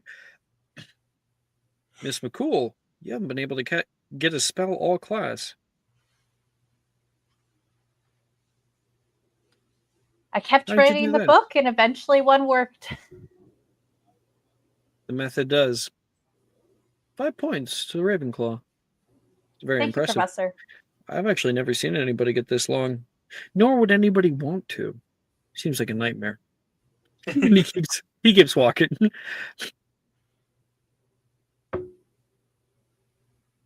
Sidebar, does my hair permanently stay like this now? No, it has if you look at the spell, it has a duration of an hour. Cool. Maeve just starts braiding her hair as it's growing. By the time you're finished, it goes back. No, you have it locked in, so you could like recast it again and keep it. You can kind of reset it by keep casting. Now, and it is a cantrip, so there's no spell slots that are needed to cast it. And we don't. One more thing, we don't keep track of spell slots when we're just doing the game. You know, the concept being that there's a limited amount of times you can cast a certain spell a day, unless it's a cantrip, in which case it's just boop boop boop boop whenever you want. Maeve's gonna be like the de facto like hair makeup stylist of the girls' Ravenclaw Tower of my year. Like before everyone goes out. Yeah, it's the one spell you know how to do, and you know how to do well. Yeah, twirling the wand around, making people have even better hair. That's Maeve. Yuji.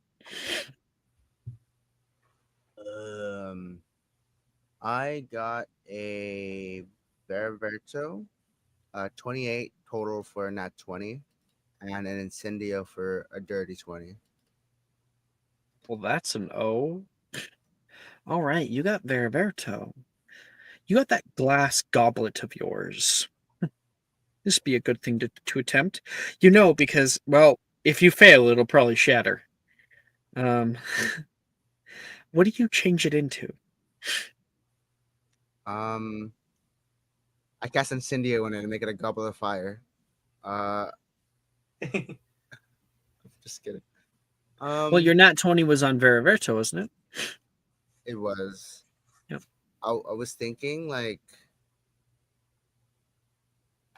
I don't know what he was changing it into. My idea of what was going to happen here was he's like, because we're from a Hodokor and our feature is we get to choose a few spells to research.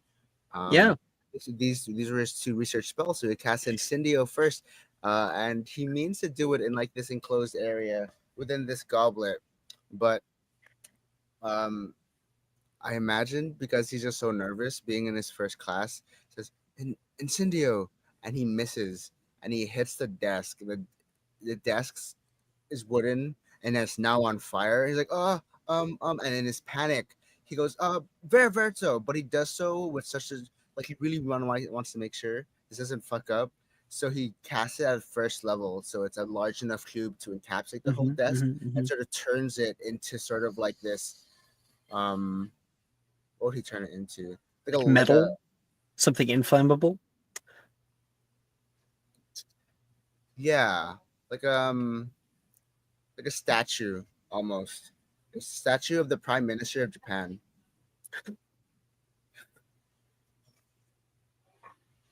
Sorry. You mean, yeah, not the Prime Minister, but yeah, the Minister of Magic for Japan. Yeah, sure.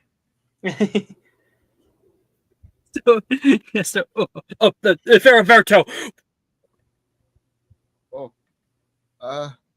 Oh, hi, Dad. Rin says from the side. Yuji, that's a really good likeness. Thanks. We kind of see his picture everywhere. Is this supposed to say, like, when does this turn off? When does Mr. Goto? Where's your desk? The Prime Minister of Japan.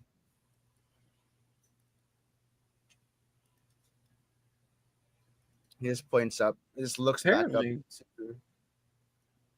It was on fire, and I didn't want to get in trouble or burn the class down.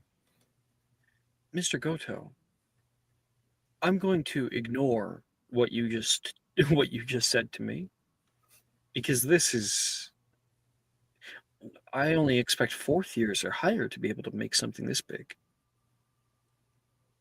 Up Mr. Gryffindor. Yes, sir. Sorry, sir. Thank you. Just do you know how to reverse spells? It was in the book. Don't worry. Take a deep breath. Let it out slowly. Go ahead. and I think he just sort of closes his eyes and tries to like undo this. Control Z. You take a deep breath, and when you let out the breath, the statue forms back into a desk. Very good, Mr. Goto. Very good indeed. Thank you, Sensei. He bows like every single time. Like, Professor Delmero's like, these kids actually aren't that bad. Like, might actually be liking this class for once, and that's a new thing for him. And then Wilfred's glass goblet explodes in the background. So he's the Seamus of Shard. Friere. How dare you Mr. insult my Gideon, bestie? will you move to the front, please? Keep a better eye on you. Wait, didn't I ask for your wand? Yeah, but you never took it. Wand. Gives it to him. Goes to the front. Vika, you're last. Yeah, I rolled an 8 on Apoximize again. But I did roll a 12 for Crenus Muta. That's going to be an A overall, so you're passing. Everyone here is passing. Good job. How do you change your hair? I think Vika makes it longer. She makes it like not Rapunzel style, like because you have like a little bob. Yeah. But she makes it longer, and it feels it's like a natural long hair length. But she very much is when she casts the spell, she plays around with her hair. Like in my head, the way I'm gonna kind of explain it is that she got an 8 on her second attempt on Epoximize because she kind of gets distracted with her hair. Like she kind of like, because she hasn't had long hair in a while, and so she's like, oh, this is nice. Vysotsky, you hear from your side. Vysotsky, it's Sally. Vysotsky, but close. So not Va, but V. That's right, Suli. Okay, V. She says. She leans forward. Nice hair. You know that you can do braids with it? Yes, I did braids before.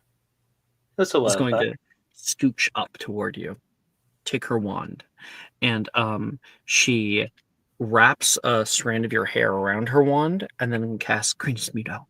And you watch it turn into a very nice like braid on one side. Huh. I'm pretty good at transfiguration class if you need any help. My whole family is like big into transfig. I think Vika's going to put a hand on Sally's shoulder and say, for a second there, I almost got worried you were going to mess with me. I was worried I was going to have to kill you, but this is nice. Thank you.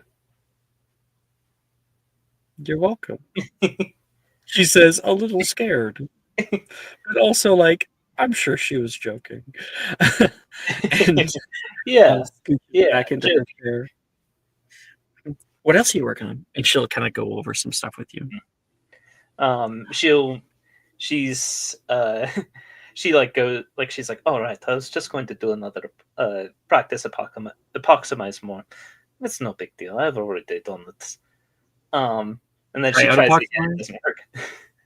And a little green bud grows out the wooden block.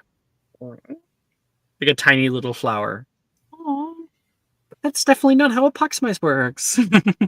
We're supposed to. Oh, there's the bell.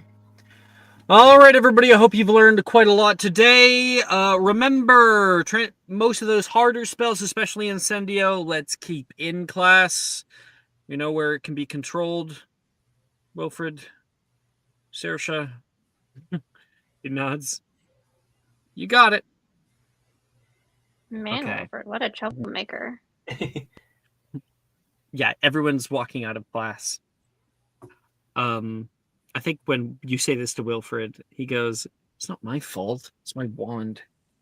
Because he's got his wand back. Excuses, and you didn't even invite me to join. Why, you would? Absolutely. Me?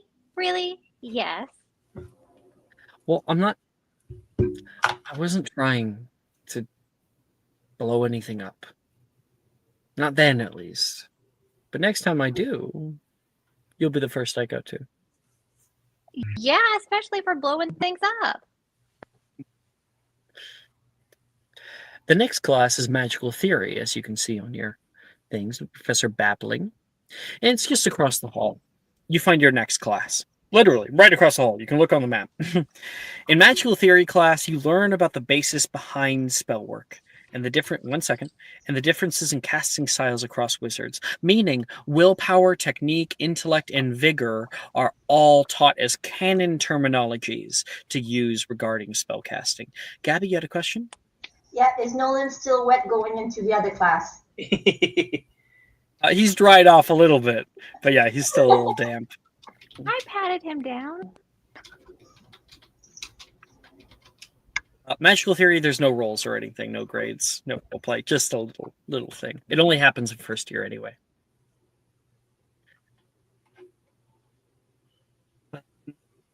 Damn, I am really hungry. Yeah, well, Now sounds like a good time for a break. Maybe. It's not at the 2-hour mark yet, though. Okay, for that lunch, we have fish and chips. Lovely for lunch. And How do after these guys lunch, stay so fit? All of their meals are so carb heavy. And that's why I'm working out. The stairs. the stairs, duh. Yeah, but you still need vegetables.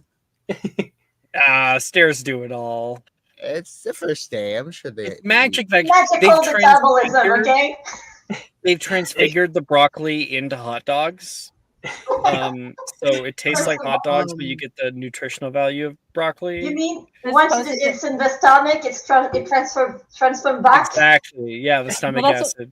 That was what my question was going to be. Is this is an interesting philosophical question when it comes to the transfiguration. Is if you change one thing to another, which thing is it really? Yes, and it is. The answer is yes. Now its true form is always retained. So, for instance, if you were to change a rock into a hamster, and then you hit the hamster with a really hard punch, it would turn back into the rock. So, Dwayne, it's really weird. Chris's Wi-Fi just went out, I think, or something like that.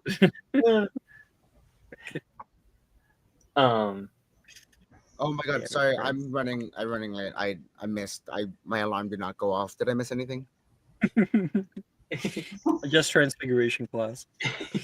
Fuck, that's the only thing I'm good at. Yeah, it's weird. You have a T in that class now. So when there's lots of different rules to learning, you do actually learn them over the years. But for instance, you were like, "Oh, hamster hitting a hamster." It's not a hamster. Not really. It thinks it's a hamster, but it's not a hamster. It is something called a construct, which was actually stated by Vika at the start of class. It was said transfigurations, transforming it from one substance to another or reshaping it into a different form or construct. So if you're able to change something into a dog, it thinks it's a dog, but it's not actually alive. It is the pastor's conceptualization of what a dog is. So if you were to karate chop the dog, it would turn back into the rock. I feel like it still says something about the person who would karate chop the dog rock, though. Yeah, well, I mean, maybe the dog was biting you. I don't know. It's like back to the concept of AI in these sci-fi worlds and cyborgs and C-3PO and whether or not Yeah, does do that they have fake dog souls have and rights? etc. I don't care about no clanker. Oh! That's right. I said it. He didn't mean that, Brock. I'll be the first to go when the robot uprising starts. Yeah, I don't want to survive no apocalypse. I'm offing myself before our overlords take over. Are we heading into lunch? Are we still in No. Magical So Fairy? you have done lunch. You've left lunch. That's just sort of a little side detail, and we're going into history of magic class. Oh God. So Good, she needs an amp. from the Great Hall, your journey continues as you step onto the tall viaduct bridge. It's a stone marvel. It spans a breathtaking ravine, and the bridge's arches frame a vista of lush landscape, and the sound of distant waterfalls reaches your ears. The wind whistles through the arches below. The pathway ahead stretches toward the Oxford Building, where you're greeted by stone steps. Ahead, the entrance to the Serpentine Staircase lies, a circular staircase that coils upward like a sleeping serpent. Up top, you reach the 5th floor, where the door to the History of Magic classroom lies open, revealing a spacious lecture hall. Long, curved desks sweep across the room, each one paired with a comfortable seat. The desks follow the contour of the tiered floor, focusing attention on the lecturer's podium down at the front.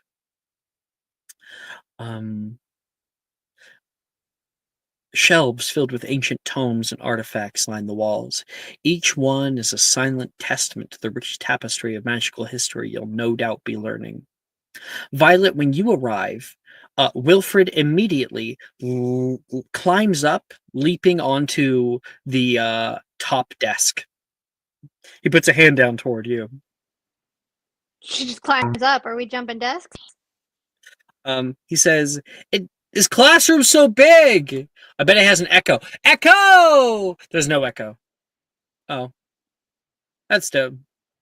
Echo, echo." All right, well, I'm gonna jump desks. She's gonna jump from one desk to the next. You leap down toward the next desk below. Make an acrobatics check. Wilfred starts to walk it like a tightrope as he's walking along the desks. 19. Nice. You leap expertly from one to the other. Wilfred goes to join you. Natural 1.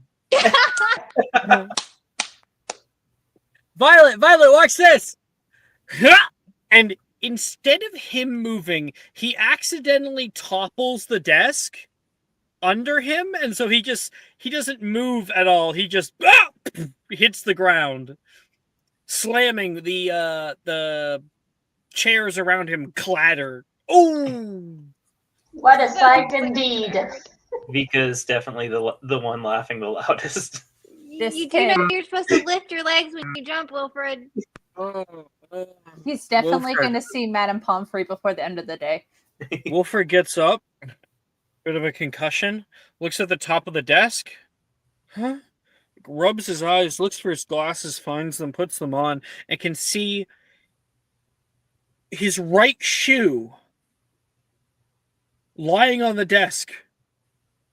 Hey, He goes to Wilfred. grab it and pulls it off the desk. The hell was that? Violet, make me a... Actually, who has a high passive perception? And Violet, you may make me a perception check. I don't know if I have to check my passive perception. 16. Yeah, no, I only have Nice. 13. Maeve, Yuji, Vika. Nope. I have a Do passive. we all make a perception check? No, I'm sorry, I'm just asking for passive perceptions. 12. My What- peepee's pretty small. What does that mean? Sorry. Oh, okay. No, I see it. We're good. It's We're so weird. Chris lost connection again.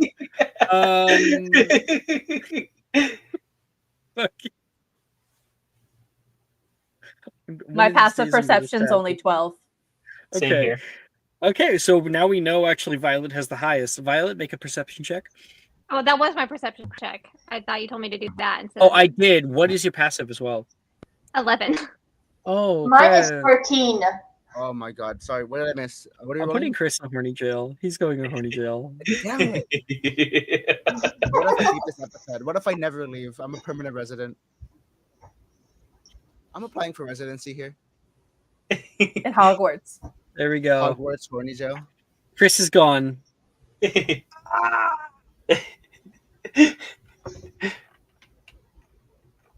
were we saying? What's your passive? Just asking, Cecily. My passive is 11, and my roll was a 16. Okay, cool. Yeah, so actually, no one really has a high passive. I don't know if Robin or Maple do, but Violet, you can hear a bit of chuckling, snickering from Sam and Sally as they find their seats below this little issue. You can see Sally putting her wand into her like breast pocket. She's gonna like kind of look over at them and like point to Wilfred. Like, did you do this? Did I purposefully fall down and like bruise my coccyx? No. No, she's gonna look at the girls and she's gonna like girl telepathy, be like, and then point to Wilfred. Allie goes, like, I have no idea what you're trying to say to me right now. And she's just gonna have a shit-eating grin. She's gonna be like, give him a thumbs up just in case that was them. You guys just learned to poxamize, is what I'll say. Mm-hmm. Apparently, Good Wilfred's try, not the only one who can get into a bit of trouble. All right. At that exact moment,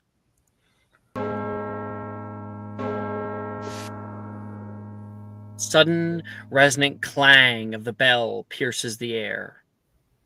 Immediately from the eastern wall, something happens.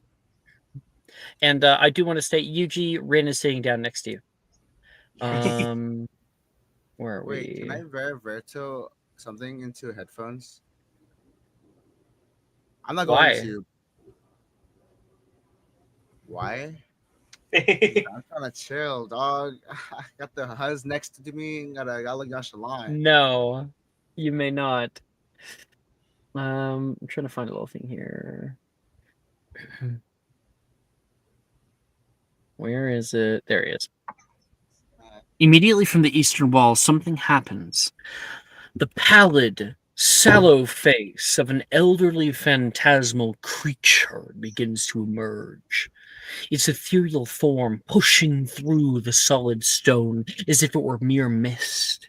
Its eyes, faded and unobservant, stare forward. Its translucent visage glows with an otherworldly luminescence, and Rin gasps and she grabs Yuji.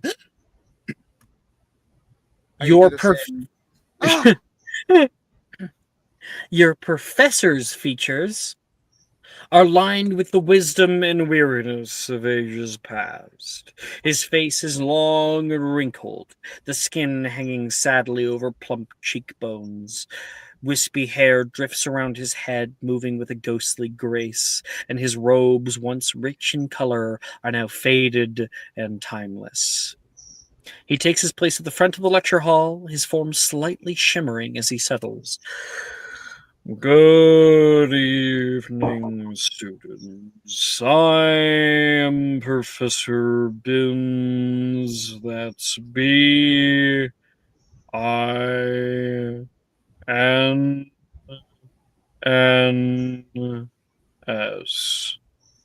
I'm gonna raise my hand and say, sorry, S like Sally or S? Today is the first day of our... He doesn't answer your question. Okay, fine. Of our exploration of the ancient histories of magic. Turn to page 16 of a history of magic. In 1959, Gaspard Shingleton was born, and everybody, roll me a Constitution saving throw. So I do have keen mind. Yeah, so if you have Keen Mind, you may roll a History of Magic check instead at advantage because Keen Mind gives you advantage. Oh yes, I will do that too Alright, because I what is- also have Keen Mind. Nice. Okay. I Question. Yeah, what is Keen Mind? Keen Mind is a feat that must be taken at first level. Okay. Or I guess you can take it at fourth later, but yeah. Keen Mind gives you an eidetic memory. Gotcha. Is 15 enough to stay up?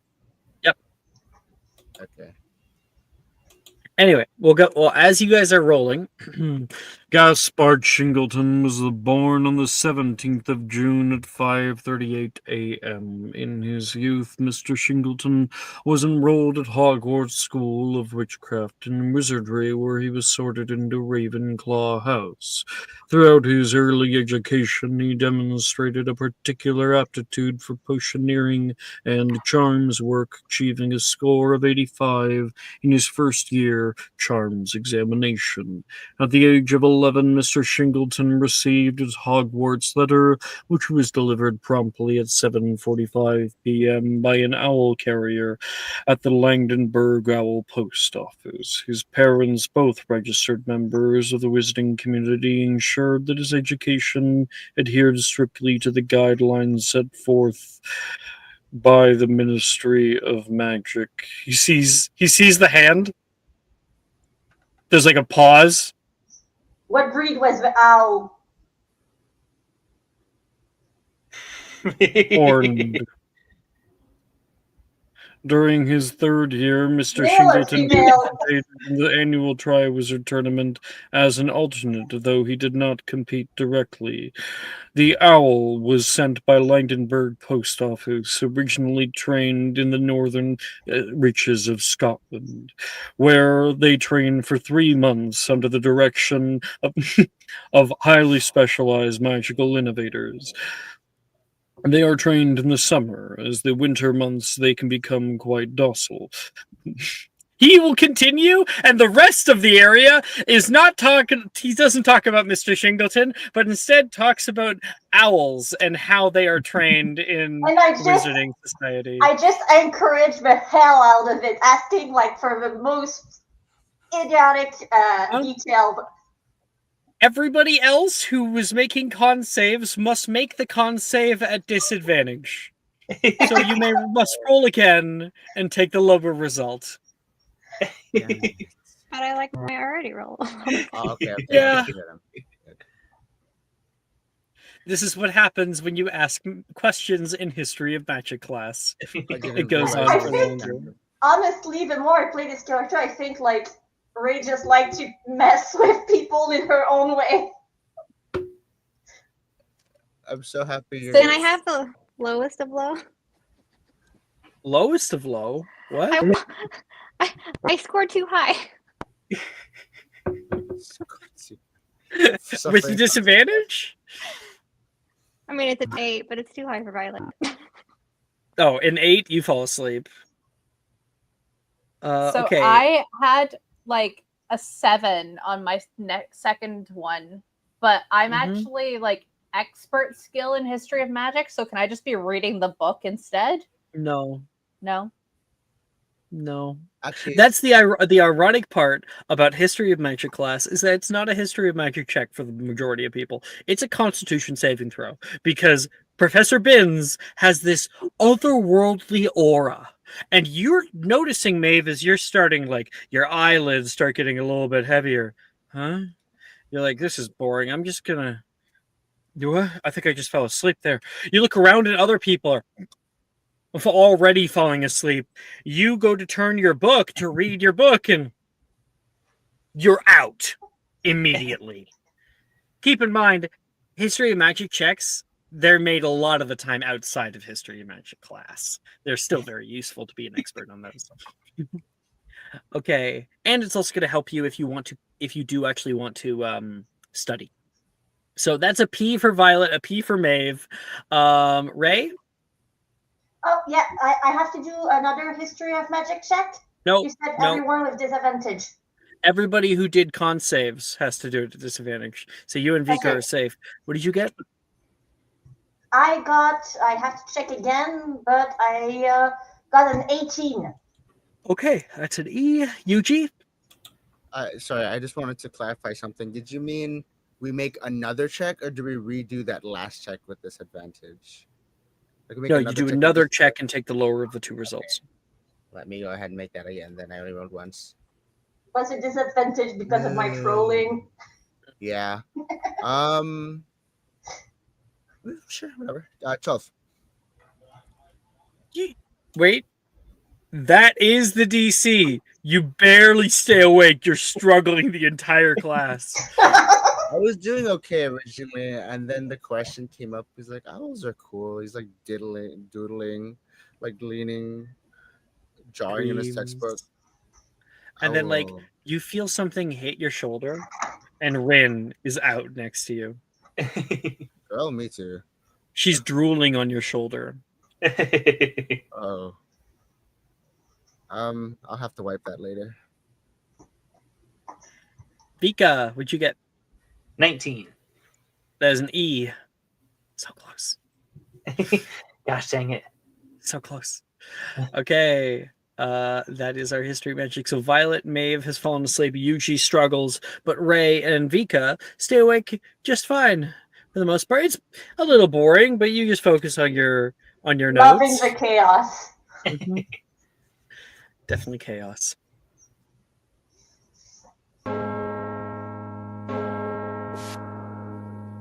And then Maeve. The bell wakes you up at like a sudden jolt. What just happened? Wait, you see a few people starting to gather their things and leaving the class? It's over?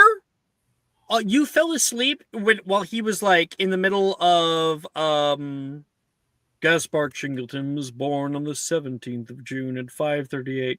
And that's all you remember. I guess I'm going to have to ask my classmates for notes. Because I've already read all of the books, the textbooks for this year, but they'll have to tell me what exactly he was talking about so I'll know what will be on the quiz. You want my notes? Saoirse says. You managed to stay awake. Yes, it's a very interesting class. Do you know Gaspar Chingleton is the inventor of the self-stirring cauldron? Yes, I've read our textbook front and back several times over the summer before we arrived, but I for some reason couldn't stay awake over Professor Bin's melodic voice. Maybe earplugs next time. Here. And she's going to give you her notes, and she's like, us Ravenclaw's going to stick up for each other. Oh, that's so kind of you. And then she leaves, and you look down at the notes. They are doodles. All of them are doodles of Gaspar Chingleton. For some reason, he has very luxurious hair. Don't worry, Maeve. You can borrow my notes. And Viko and Maeve her notes. Can I read Vika's notes? They're all in Russian. No, it was more that apparently Russian writing. cursive. The writing is illegible. That's hilarious. Oh, Yeah, thank you. Damn it. Note to self: must get self-writing quill before next year. Mm-hmm. Those do help you in this class, by the way. They do. It just wasn't an option. It wasn't in any of the stores I went into. Yeah, they're available in Diagon Alley. They're pretty expensive though. Most people can't afford them unless you roll really well. I was able to afford a puppy. I think I got like 6 galleons or something like that. Yeah, I think Alex, it's 8 galleons for the self-writing quill. Yeah. I'm putting it in discussion. This is like what Vika's notes look like. Oh, is it? I want to see. Oh my gosh. Oh my gosh. Russian cursive just looks like if someone looks as if someone just drew a bunch of lines just over and over again over on the paper. The cursive alone is pretty bad, but damn. Violet doesn't want to wake up, so she's just gonna put her arms up like upsies, like somebody carry her out of this classroom because she doesn't want to go. Anybody? I'm tiny. I'm like. I think Yuji just sort of like, oh, okay, and just sort of like carry you up. Put her on your back. Gryffindor power, you know. Yeah. Maeve leaves this third class feeling really disheartened because she's just a nerd who is really excited for school, and this has been a very disappointing first day. It's like, am I going to learn anything at this school? Maybe I should have just stayed in the Muggle world and went to Muggle school. Hogwarts is never what you think it is. It's always a little wild. That is where we're going to take our break. We'll come back for Muggle Art in 10 minutes. See you then. See y'all soon.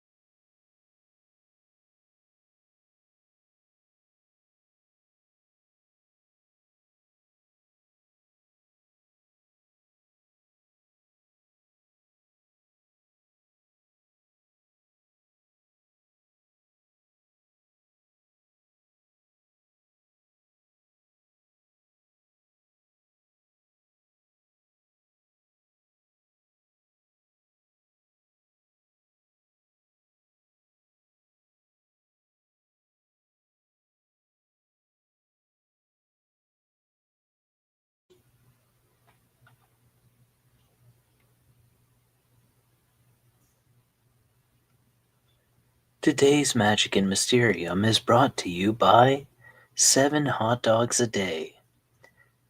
If you haven't tried 7 hot dogs a day, what are you waiting for? Have a hot dog at breakfast, 2 on the way to work, and 4 for lunch. 7 hot dogs a day will change your life. Replace your blood with hot dog grease today. Guys, Sweat great ad. essence of hot dog. For just 3 payments of $19.99, you too can have 7 hot dogs a day. Hey, great ad. What number are we giving them? You know what? 777-777-777. Actually, that's a great price. $19.99 for 7 meals. $20 for 7 meals. That's not bad. It's kind of funny because that new movie that came out, Weapons. No spoilers.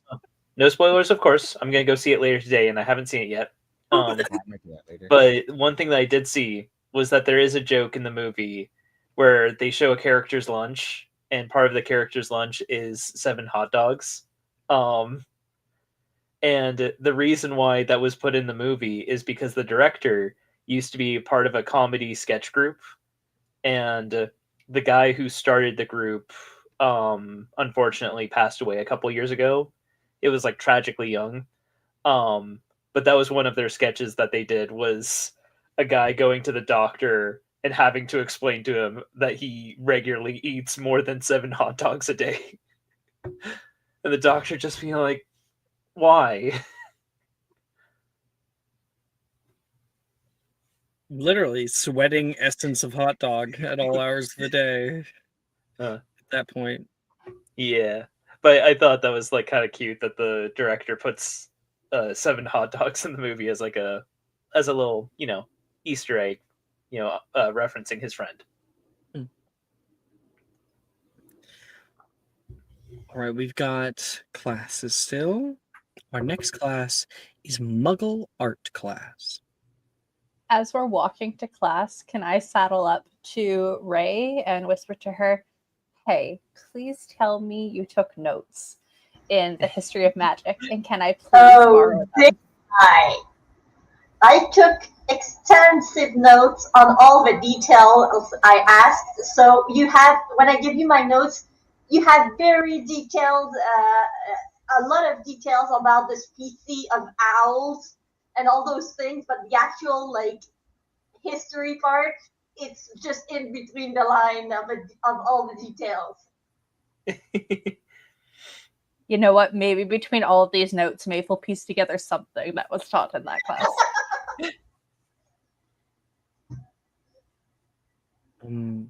As you guys compare notes and head down the spiral staircase and across the courtyard, on the left you step into the small curved room that hosts the Muggle Art class. Professor Bruce stands at the front, talking to the boy named Brett. She's a tall woman. Oh, I have her art. Let me grab her.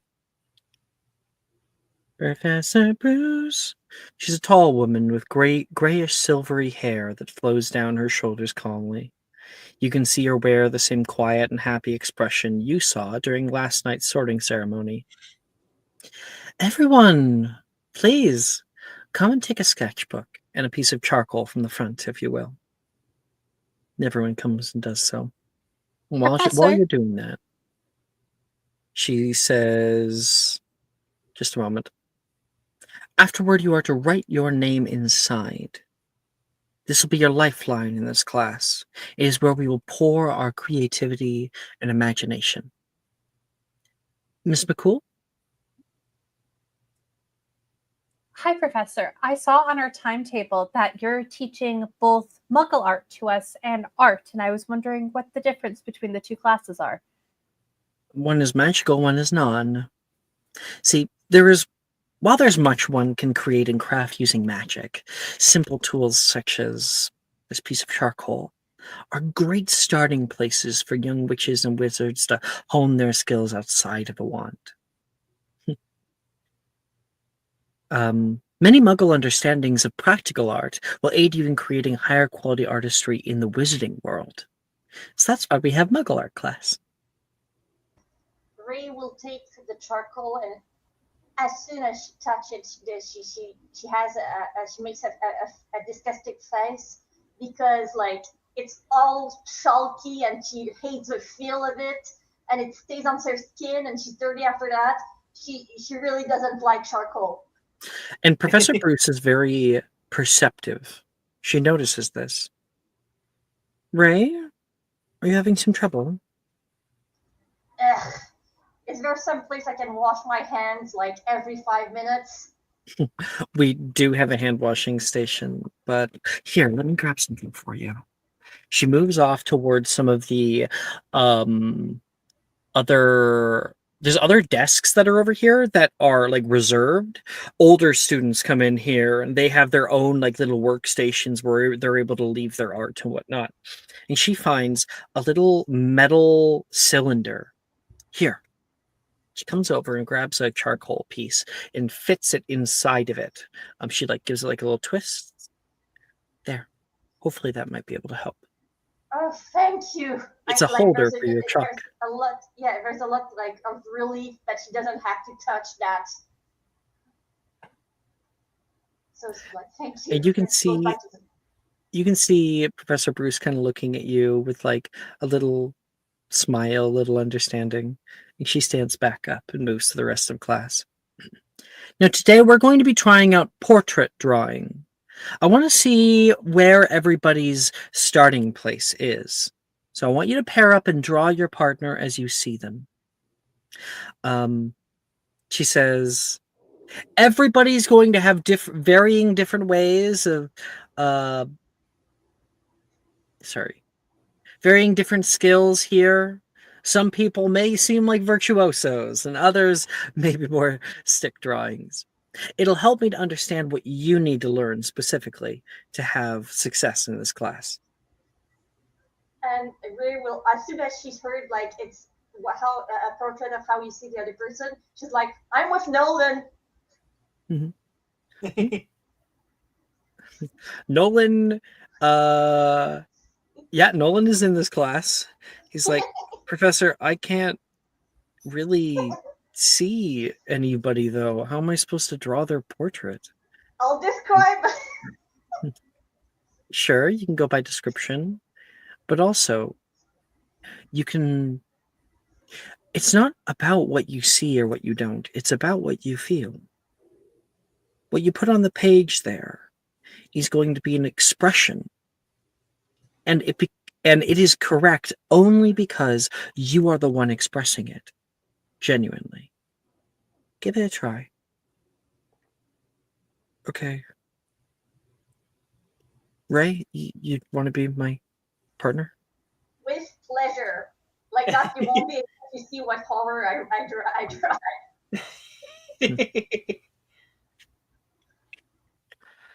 Maeve kind of looks down at her feet because the two people that she kind of knows that she would have asked would have been Ray or Nolan, and she kind of looks around the room, being like, "Will anyone want to be my partner?"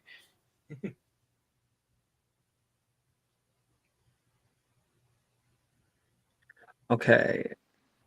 So the way we do this is there's a few different ways you can go. You can go up to somebody purposefully.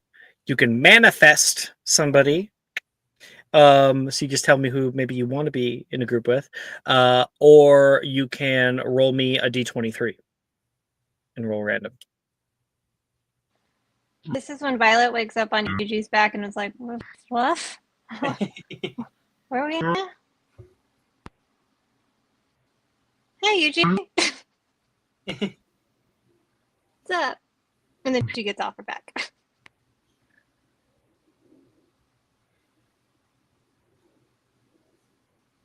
Can Maeve just start drawing at the back of the class without a partner? Nope. She's gonna high five Yuji for like carrying her all the way, and then she's gonna like, look around, and then she's gonna go up to Wilfred because that's her buddy. Bye. I found a table. He says. Perfect. And she gets her chalk stuff. Down over there. So we got Violet with a person. I think Maeve, as you like try to get away from everybody else, roll me a d23.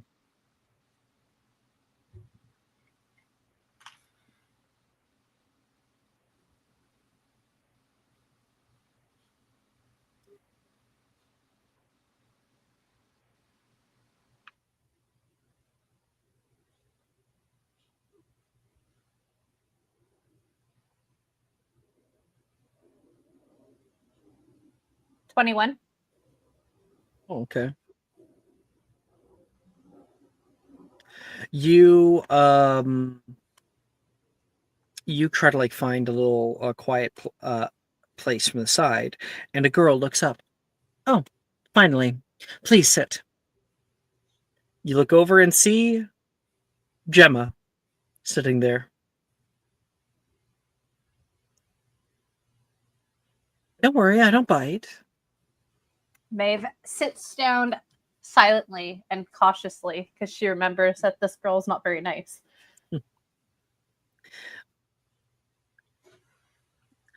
I think she says, I think your question was very valid. This class is kind of odd. I guess I get it.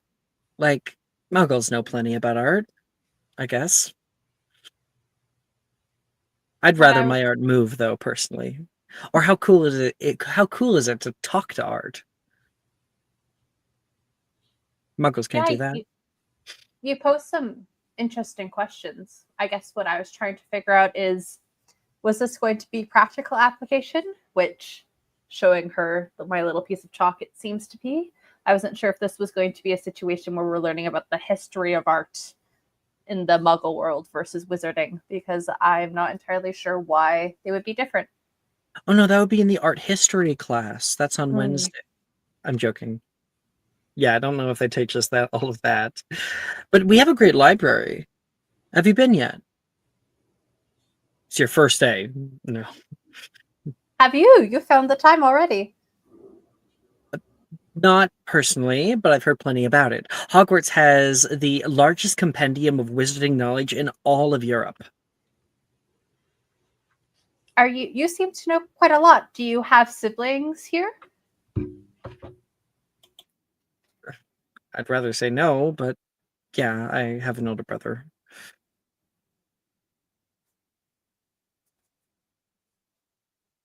She looks away like she's not happy about that fact. Well, you definitely know more than I do. I'm an only child. I don't have any siblings, so all this is new to me. Well, your parents didn't tell you about Hogwarts. My mother went all the time about the Slytherin common room. It sounds like your family really enjoyed their time here. Yours didn't. I'm the first of my family to come here. You're not Muggle-born, are you? My family are a bunch of... We've had many, many squibs. None of us have actually attended Hogwarts. I'm so sorry. That's okay. Or at least I'm assuming we're all. I've actually never met my mother. And I think like Gemma's like, oh, I guess we better get started, huh? She's like, that got too real. I'm gonna keep going. All right, that's Maeve. We got Violet. Ray. Oh wait, no, Ray, you went with Nolan. Yuji. I am manifesting Logan. That's the triplet brother, right? Yeah, I think he does have reason. He would come up to you. Yuji, you got a partner yet? Oh, Logan. You're No, gonna partner not up with yet. Rin again, are you?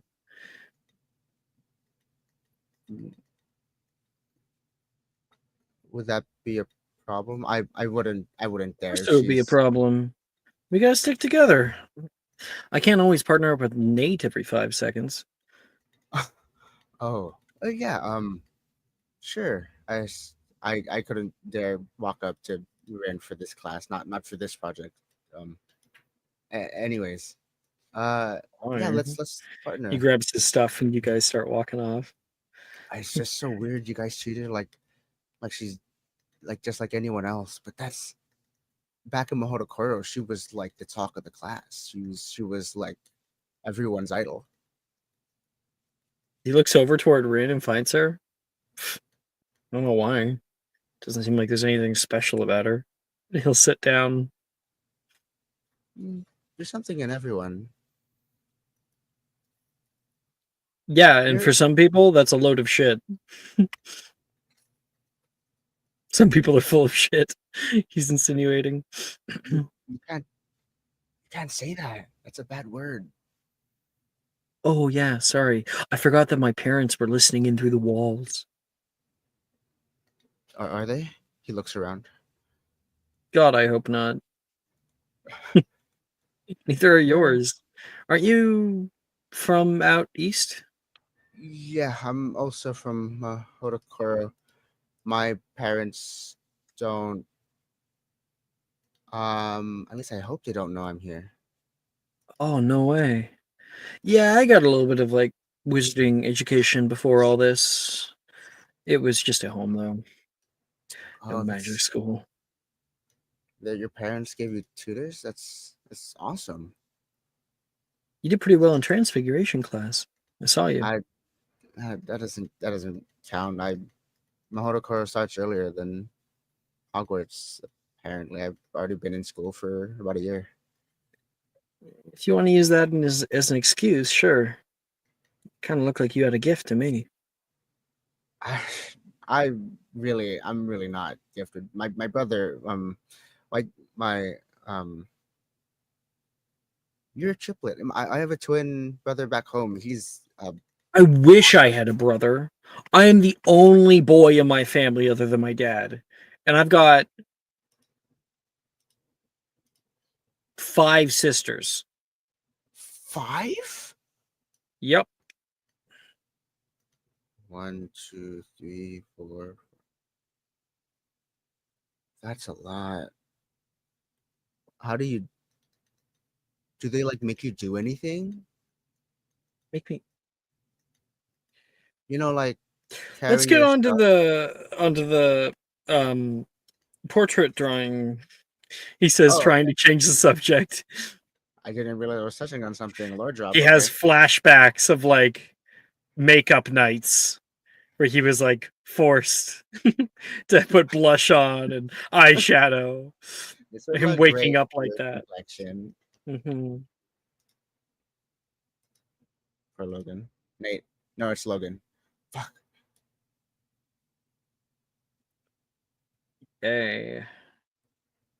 Yeah, I actually might be wrong. I think he might have 4. Um,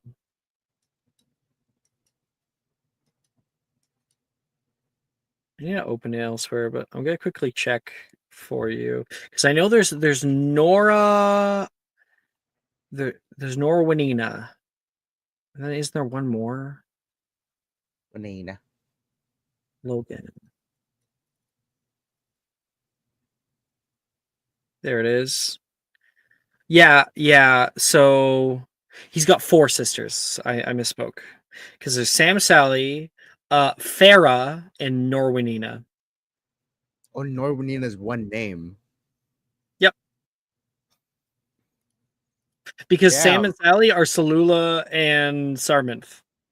Were they like And I'm pretty going sure for a boy? Farah is like Farahari or something like that. That's crazy. Norwinina, Farahari, Sarminth, and Salula, and then Logan. So it's sort of got like the opposite Weasley treatment. He's like the only guy. Yeah. Only Okay. you, my child, The may mother be able to got to pronounce your name the name. girls and the father named the guy. So there's a bunch of them.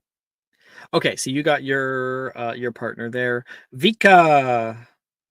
Hey, V? Yeah. Did you want to partner up? Yeah. Or do you already Uh, have somebody? Sally asks. Oh, Sally's asking that. Okay. Mhm. Vika will go. Oh, yes, actually, I was thinking of asking you as well. Great minds think alike. We'll see if you're. We'll see if you have a great mind like mine. It has yet to be proven. And all right. So, we are going to start to do our portrait drawing. All of you guys can roll me a performance check. This is going to be. Oh, you don't actually get graded in this class. I don't give grades. But that's going to inform how good of an artist you are and how good you're able to do. So performance. Don't call it out. Instead, use that, and then while we're starting to go through the groups, you can think about what your portrait looks like of your partner.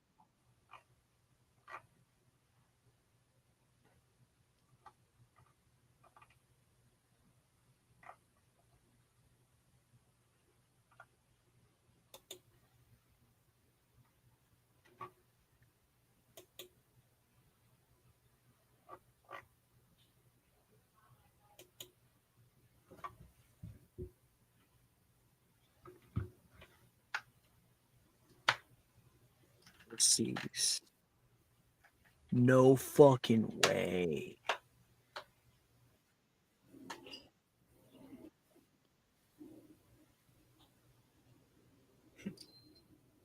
I think we got my character's grades mixed up with Wednesday night. Violet's rocking things today.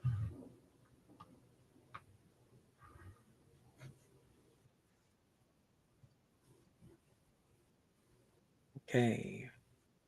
I want to use inspo on this. Verbally announcing this. Please. Use inspo? Yeah, sure. Go ahead. Thank you.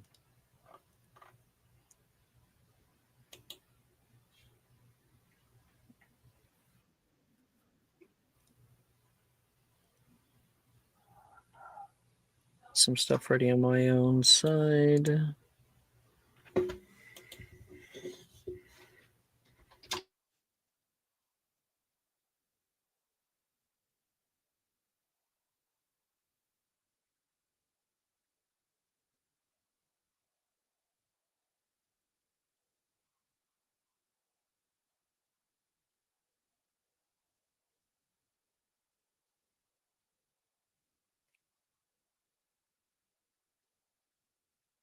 Oh.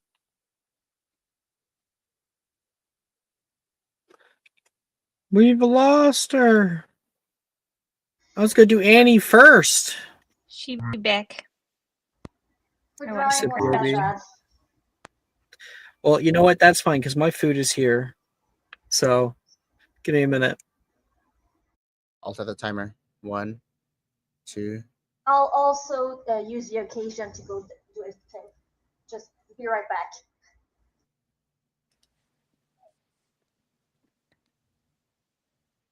So yeah, we only have what, 3 Gryffindor boys because we have you, Nate, and Logan. I think that's all we have. That is, in fact, all we got.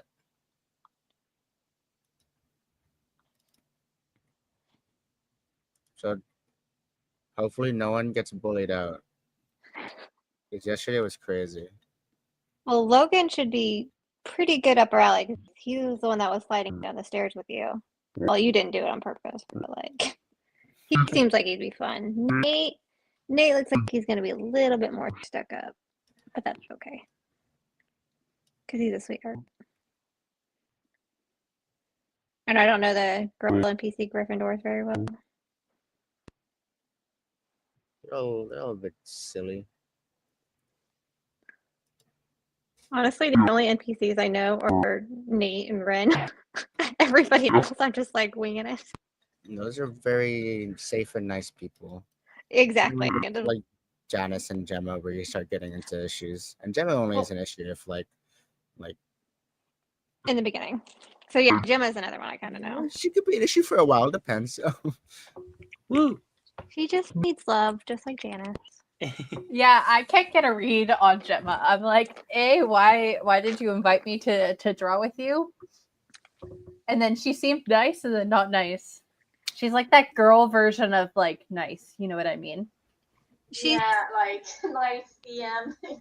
She's just like her, from my understanding, and again, mine's very little, so I feel like I can say that. Is from what I got, is her family at the beginning kind of makes her personality. So she's got to break free of that. Well, that's true for anybody, isn't it? Well, very true. But like I said, I feel like I don't know the character, so I can't give you anything because I don't know. We wouldn't want to spoil it anyway, right? Those who do, we can't say much. I shan't say. Yeah. People who are really in the know are like, nah, you gotta look into that. I mean, some personalities are pretty obvious. Like Ren is a sweetheart. That's just really obvious. You mean Voldemort? Sorry. She's the villain we fight. Liz! Come on, dude. Every time. I thought internet cut out. I thought I could say it. Oh my god. And then Wilfred is like wild, so. Wild child. And he's got a lot of reasons for that too. See, that I don't know why. That's the personality I've got. Mm-hmm. So that's what I'm excited to learn. 1 second, I'm going to take a bite of my sushi. Oh, and I'll add volley sound effects. No! Minecraft eating noise, like. No, I hate those video of ASMR people eating. It throws me out. And Vika, I almost put Violet in Slytherin too. I was like hardcore debating it for the longest time. Yeah, like it definitely was a question that came up during character creation, but I was like, no.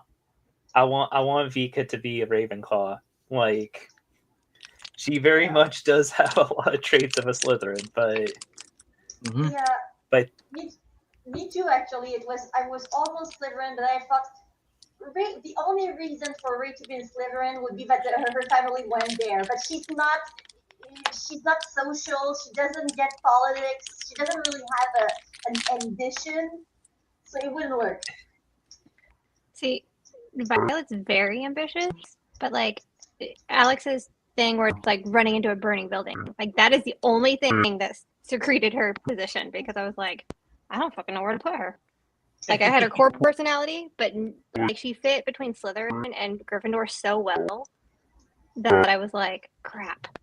But I was like, okay, a burning building. What would you do?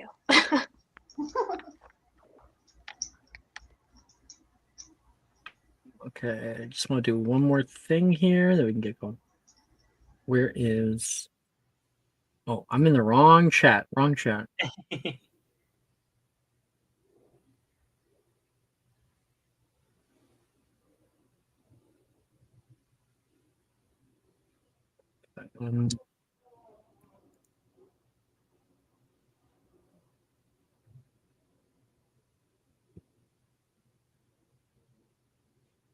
Okay, Vika, you're up first. You and Sally are working together. Sally is like turning her page, and you can hear like little sketching noises. She's definitely putting a lot of effort into it. Mm-hmm. I panicked about my role at first, but I realized with Vika's story where her role goes. So on Vika's end of things, she starts drawing and then starts over several times over. Like that smug look that Vika has almost all the time, you can kind of see it drop as she's like looking around the classroom and trying to glance at other people's work and seeing how they're seemingly doing this easily. Like when she saw that she has an art class, she read about like art history and art theory and stuff. She didn't think it was practical. So she's panicking.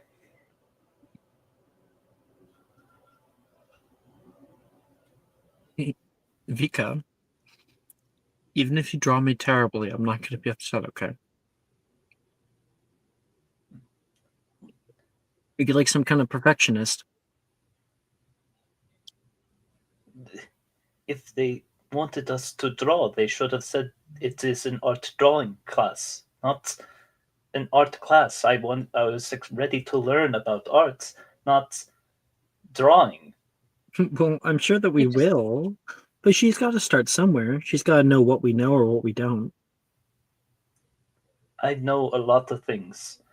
I just like Vika is very kind of visibly kind of shaken by the thought of not knowing as much as other people in the class. And Sally says, well, I was trained from a young age when it comes to all different kinds of things. They try to get me to play piano. I suck at that. But when it comes to drawing, I think I'm not too bad. Here, I'm all finished. You can take a few more minutes if you want, but whenever you want to see it.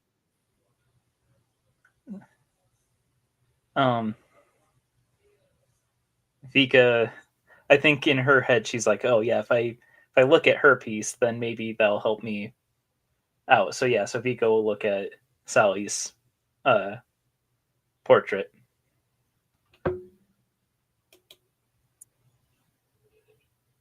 You can see this.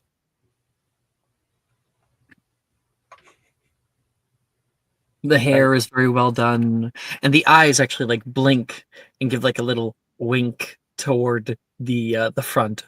It moves. Ooh, that is um that's super cute. I love that.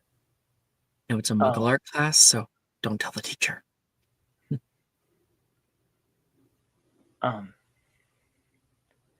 Vika,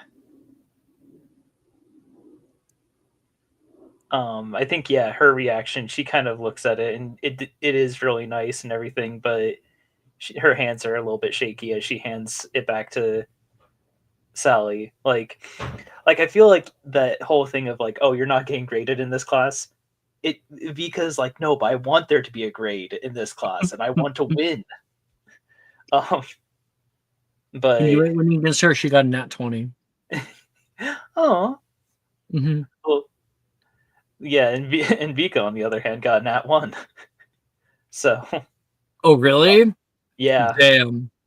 So whenever she does, I like that's part of the reason why I think Vika is panicking so much right now is because even when told there are no grades in this class, she's still thinking of it like, yeah, but if there were, I just failed this class.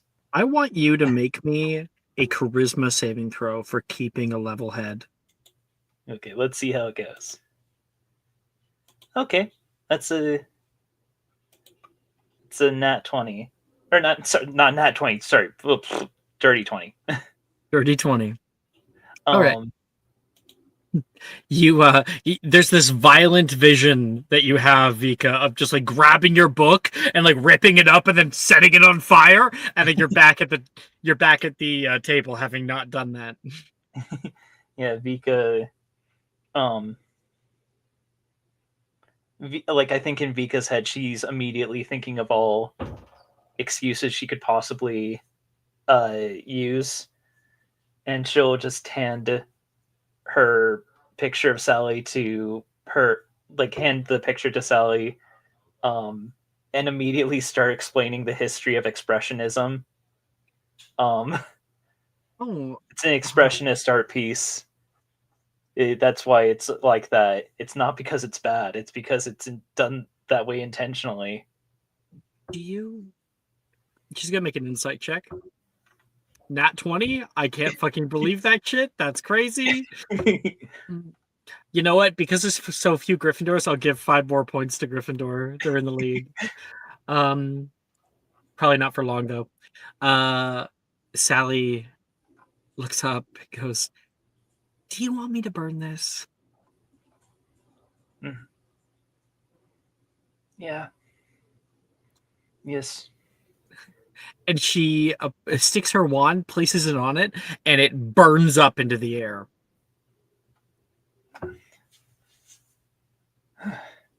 There. There you go. The evidence is gone. She gives you a little wink. If anything, we'll say that this was a team effort. Like talking about Sally's picture. Oh my gosh, what happened? Why is this smoldering? Professor Bruce says, coming by. It's art, Professor. Excuse me? Vika wasn't able to properly capture my visage without it bursting into flames. Yes. Haven't you ever heard of expressionism? And if there was grades, you'd be getting a good one right now. Very creative. It's Sally does have quite a fiery personality. I just wanted to follow the assignments as close to the letter as possible. Nearby, Yuji is working with Rin. I gotta get like a good smile for you. Oh wait, no, Rin, fucking, it's Logan. Logan's like, I gotta get a good smile for you. Oh, and kind of your messy hair. I'll do like a background or something. That'll be cool. How do I state? I'm not usually in these positions. What do I do? Well, you want to like hold it at like a 45-degree angle, and then you make little passes from there, and it kind of grows from what you start out with. So you start small and then kind of erase the other bits. I'm using my eraser. Okay, 45-degree angle, and he tilts himself on his chair 45 degrees. Mm-hmm. What did you get? I got a 21, I believe. I'm just double checking. Yeah, a 21. It's okay if you're not very good at this. Not everybody can be as skilled as me. It's probably not gonna be as good as yours. I was never the artist. That was my brother. Here. He'll Wait, hand hold on. you the art. We'll turn at the same time. Ready? 3, 2.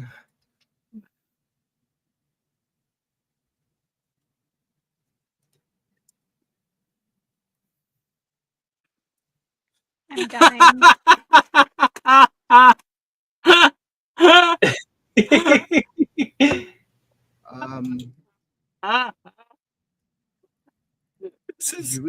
This is so good.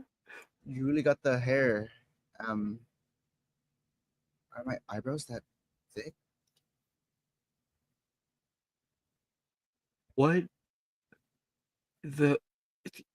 You um he's at a loss for words. It's no, I think it's good. It's really good. He snatches the portrait back from you. It was only a rough draft anyway. Oh, you're just showing a work. Yeah, it was like a sketch. Oh, okay. Yeah, okay. That's that makes more sense. Yeah. I'll just sit here. I like to take my time with art whenever I do art. Oh yeah, you seem like an artist. You know, drawing must be your passion. If you're like so. Graphic design is my passion. Mine isn't anything special. I just try to emulate my my brother's skill. He looks the same as me, so it's pretty easy to just copy. He like can't look you in the eye. I'm 45 degrees, so it's okay. Can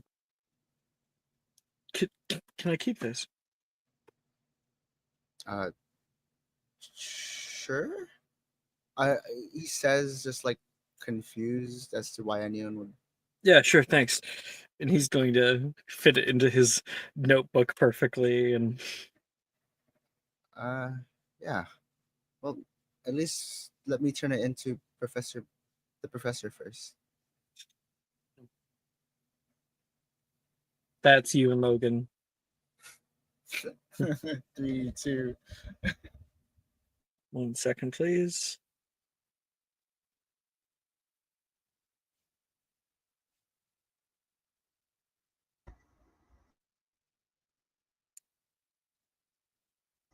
I actually have a great idea for my my picture. 1 second, I'm rolling for.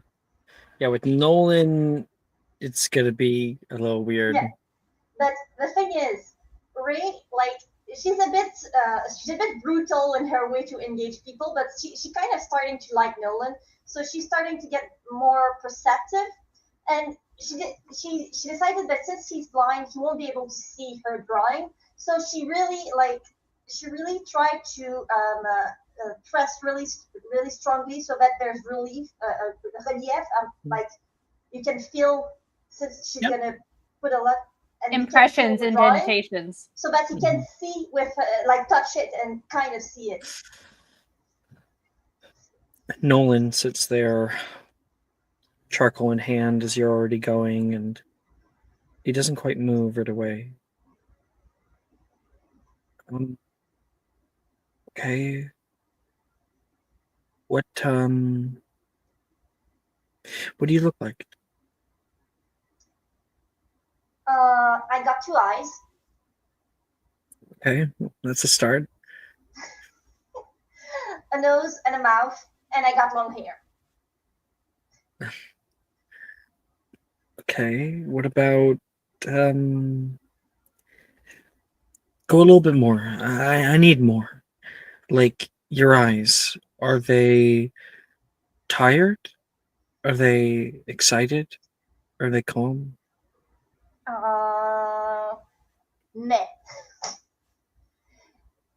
I literally feels I I I never really get why people like say those kind of feeling. I'm always just feeling like meh.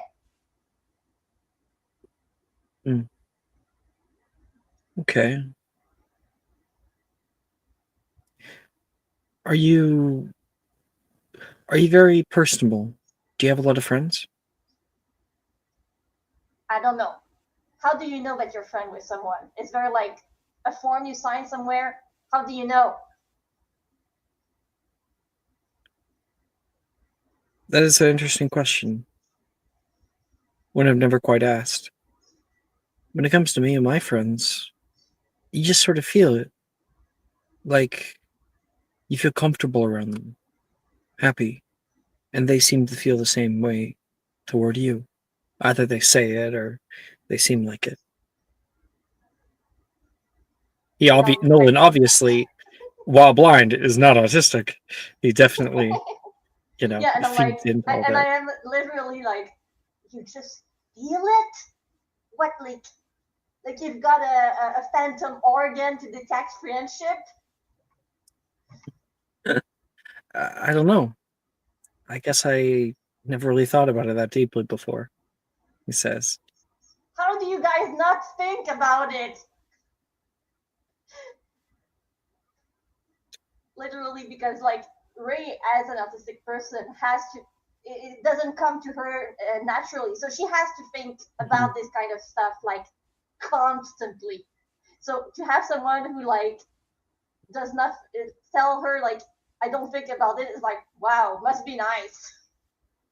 I've kind of been enjoying just sitting back, um, listening to what other people talk about during breakfast, Well, I watching do the that other too.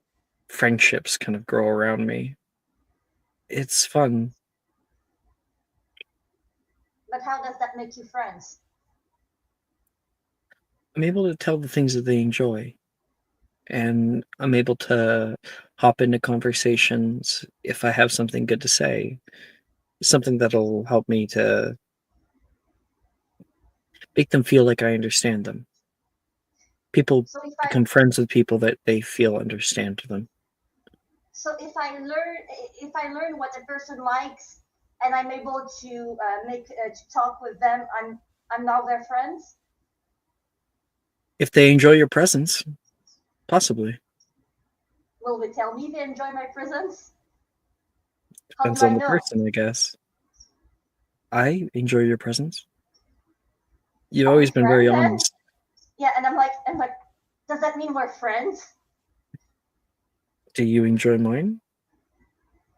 Well, yeah, that's why I wanted to be with you. All right then. We're friends. And like, and Ray's gonna do wow, a And friend. I say that prior to you seeing my art piece, so hopefully we're still friends after that. He says, I think I've gone as far as I can with it. Here. I mean, it's This fine. is I don't what really you care feel how I like look. to me. And I look. Huh. I actually really like it. It didn't give me a whole lot to go on, but But kind of just my own vibes. that's good. Because you see, my perception of myself is very blurry like that. I'm not able. Oh, is as it really much- blurry? Dang No. it. No, but like, it's actually appropriate because as much as I have difficulty understanding other people, I also have a lot of difficulty understanding myself. So when you asked me to describe myself, it was something that I actually had a lot of difficulty doing because it's a vague thing. So it's actually quite appropriate for me. I feel like I understand you more. And I give him my drawing of him. Like I tried to make it so you could at least feel it a little. And I give it to him. Oh, really? And he'll take it. Well, yeah. And he'll feel. Wait, is that an ear? He says. Well, it's supposed to be. I mean. Oh, good. Well, once I have the ear, then I can. There's my jawline and the eyes. Do I really have big eyes like that? I tried to do it anime style. Anna, what? And then we'll cut the scene right there. Next up, Violet. Okay. Yeah. So she's gonna start out. She wanted to be a goof with Wilfred, and she's like, I'm gonna draw him. But then she didn't realize she actually got really into it, and she got a 22. 22. Dang. And what extra details do you add on to it that obviously aren't in real life, but are in your own creative mind? So I was trying to get a better picture because Yuji's picture was out of this world, and I'm like, well, my score is better, so I gotta get a nice picture. So the picture I just sent, it makes him look a little bit older, but that's the best I could get in the time frame. And so she so she just sits there and she draws them, and she's just like, behind his, goofy attire, Wilfred's pretty cute. And so she's just drawing, and she actually gets really into it, and she doesn't even realize that she's so into it, and it just turns out like that. Like, this is a talent she did not know she had. Mm-hmm.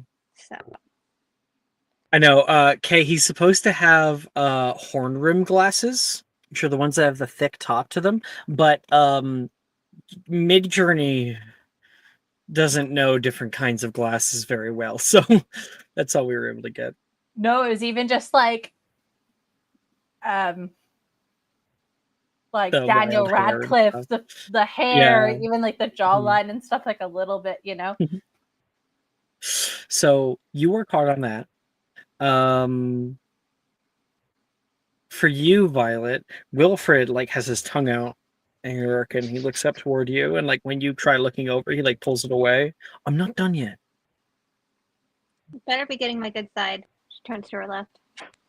I'm kind of doing it more straight on, so So I'm just straight beautiful? Thank you. Well, it's supposed to be how we see you, Yeah. right? Right? She stomps on his foot. I am a beautiful person. You also are a little bit of a gremlin, and he's going to turn around his thing, and he sees you in like a little squat with like dynamite in one hand and like horns, and She's you going got to little, like epoxy devil him to a wings. seat. She's going to epoxy him to a seat. And I'm gonna put that. Hold on. Hey, come on! You're lucky I didn't do a unibrow. That would have been really funny. Am I really the person you want to test this theory with? You're just proving my point right now. Possibly. 13 cast successfully. You got like a little. He's like, you got like little devil energy, and you're short. And you so- don't? She stomps even harder. That is a big trigger for Violet. She stomps even harder with all the strength that she has. I will even do a strength thing, but she wants to hurt him. Like that like is like an internal like trigger for her. Yeah, and definitely like she's angry. Professor Bruce comes over. Hey! Do I have to separate you two? Possibly. Wilfred, why don't you go sit over there? He flops out of his chair onto the ground with the chair still attached to him. I got a 21 in strength to hurt him. No, So, we're not gonna do that. yes. But as he like tries to get off of the chair and pull himself up, Bruce like shakes her head. She takes a chair and sits down. What did he make? Do I look like Gremlin? Oh dear. I'll have a talk with him after this. This isn't acceptable. It's fine. It's Wilfred. I don't think you I'll look forgive like a him later. gremlin. No. Well, I wasn't trying to be mean. Really, Wilfred says, I'm not talking to you right now. Go sit down, she says toward him. Wilfred, like, moves away. Here. I do not want to see Do you it. want me to make something for you? No, I'm good. She's actually hurt, but she's like trying not to show it, like they're out of her anger. And I think because her emotions are so unstable right now, she's going to default to her brown hair and her like she can't control how she's looking right now because she's upset. I love it. Inspiration. Okay. I already have it, so it doesn't help. Yeah. Okay. It's you. Gemma and Maeve. You guys are sitting at the back of the room. Gemma is working hard with it.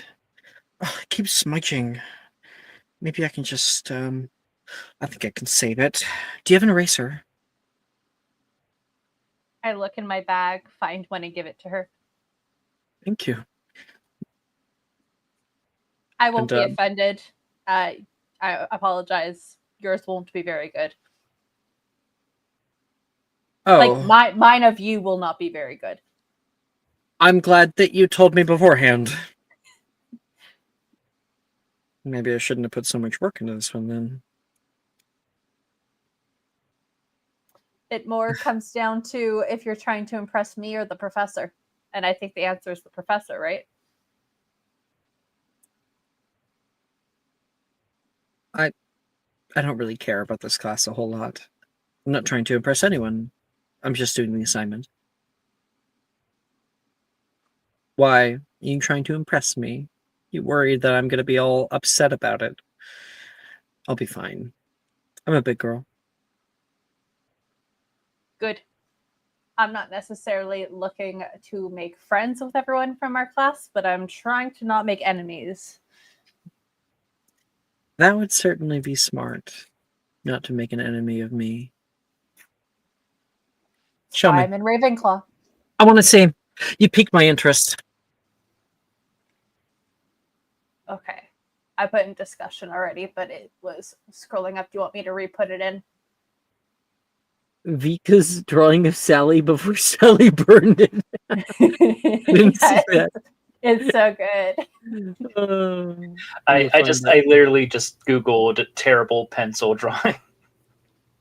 Fabulous. What did you roll, Kay? 11. I imagine it wouldn't even be this good. It'd probably be even rougher than this. Feel free and edit it, or I can redo it. I look so dead inside, she says. Well, I don't know enough about you to put personality into it. You don't know who I am? I think your name's Gemma. Well, I guess introductions are properly in order. She says, mind if I... She goes to, like, rip the paper? Go for it. Great. She's going to rip it up immediately. I'm Gemma Drayton, of House Drayton, a noble family connected to the Yaxleys. Saoirse's my cousin, she says. We've been Very cool. So we've been a noble family for quite some time. We originally came from Ireland with the Yaxleys, but alas, we're still well known in the Wizengamot, though. My great-grandfather sat on it for, 25 years? I'm surprised you've never heard of me. Your family are many squibs, yes? Are you pureblood, then? I'm not entirely sure. My mother died giving birth to me, so I don't know what she was. She looks you up and down. Have you checked the room of reception? What's that? Well, do you know what she looks like? Do you even have a picture? No. Or a name? You must have a name.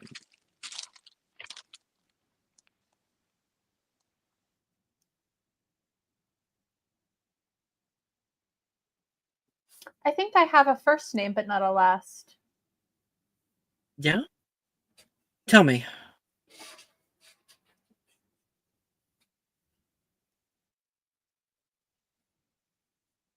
Irish female name generator. More me going back in my messages with Gabby to see if we had decided on a name. One sec. Sure. Take your time. Take your time.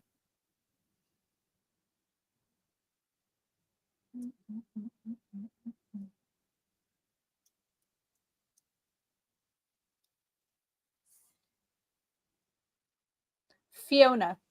So I think pretty common name. Fiona? No, that could lead somewhere. The room of reception has every graduating year at Hogwarts. If your mother was a graduate here at Hogwarts, her name and picture would be there. And we can use this to cross-reference, she says, pulling over your charcoal sketch, which she did pretty well on. She got a 17.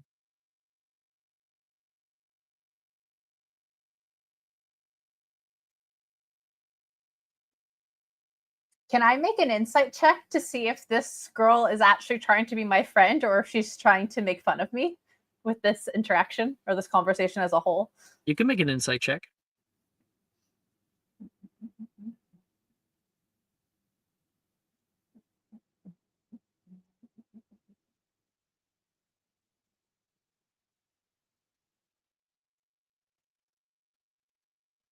Sure, your mother, if she was a graduate, would be far older, but somebody that looks like this, curly, red hair. I hate to break it to you, Gemma, because I really appreciate your thought that you put into this, but I think you've described a great majority of the Irish population there.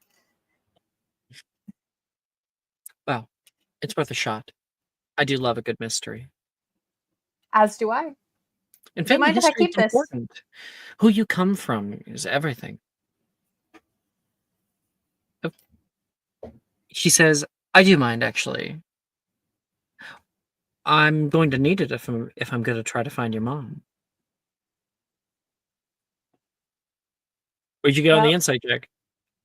12. Can't tell. She seems to be helpful. From what you've heard about Gemma, this interaction definitely throws some of that out of the water.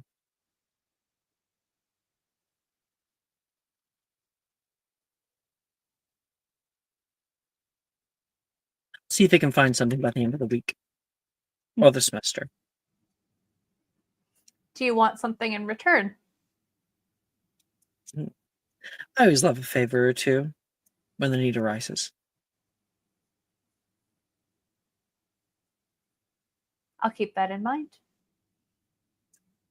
Keep it in mind or a deal.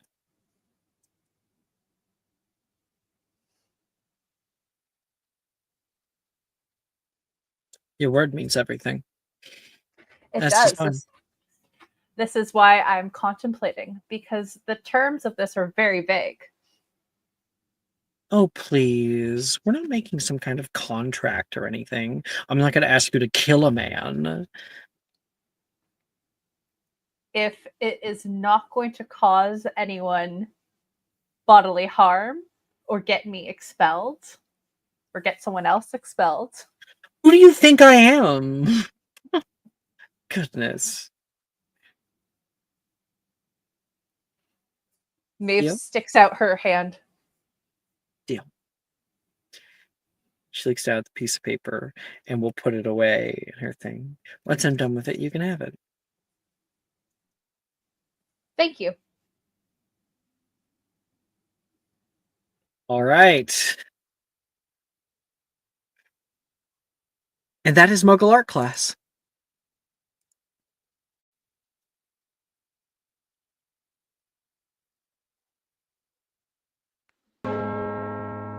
Before they head off to the next class, Violet's going to shove her drawing into Wilfred's thing, to like his chest. It's like, this was for you, and then just walk away. She's not going to say anything else. She doesn't hear him out. She's going to give him the drawing and then walk away. Mm-hmm. Violet, you're in Gryffindor, yeah. So we're actually doing our end of day. For dinner, you guys have stuffed duck and mashed potatoes. And because you guys are first year, you don't have fifth period classes. So some of you meander around, talk with your friends, have fun, and do what you want. So, Eugene, what do you do at the end of your day?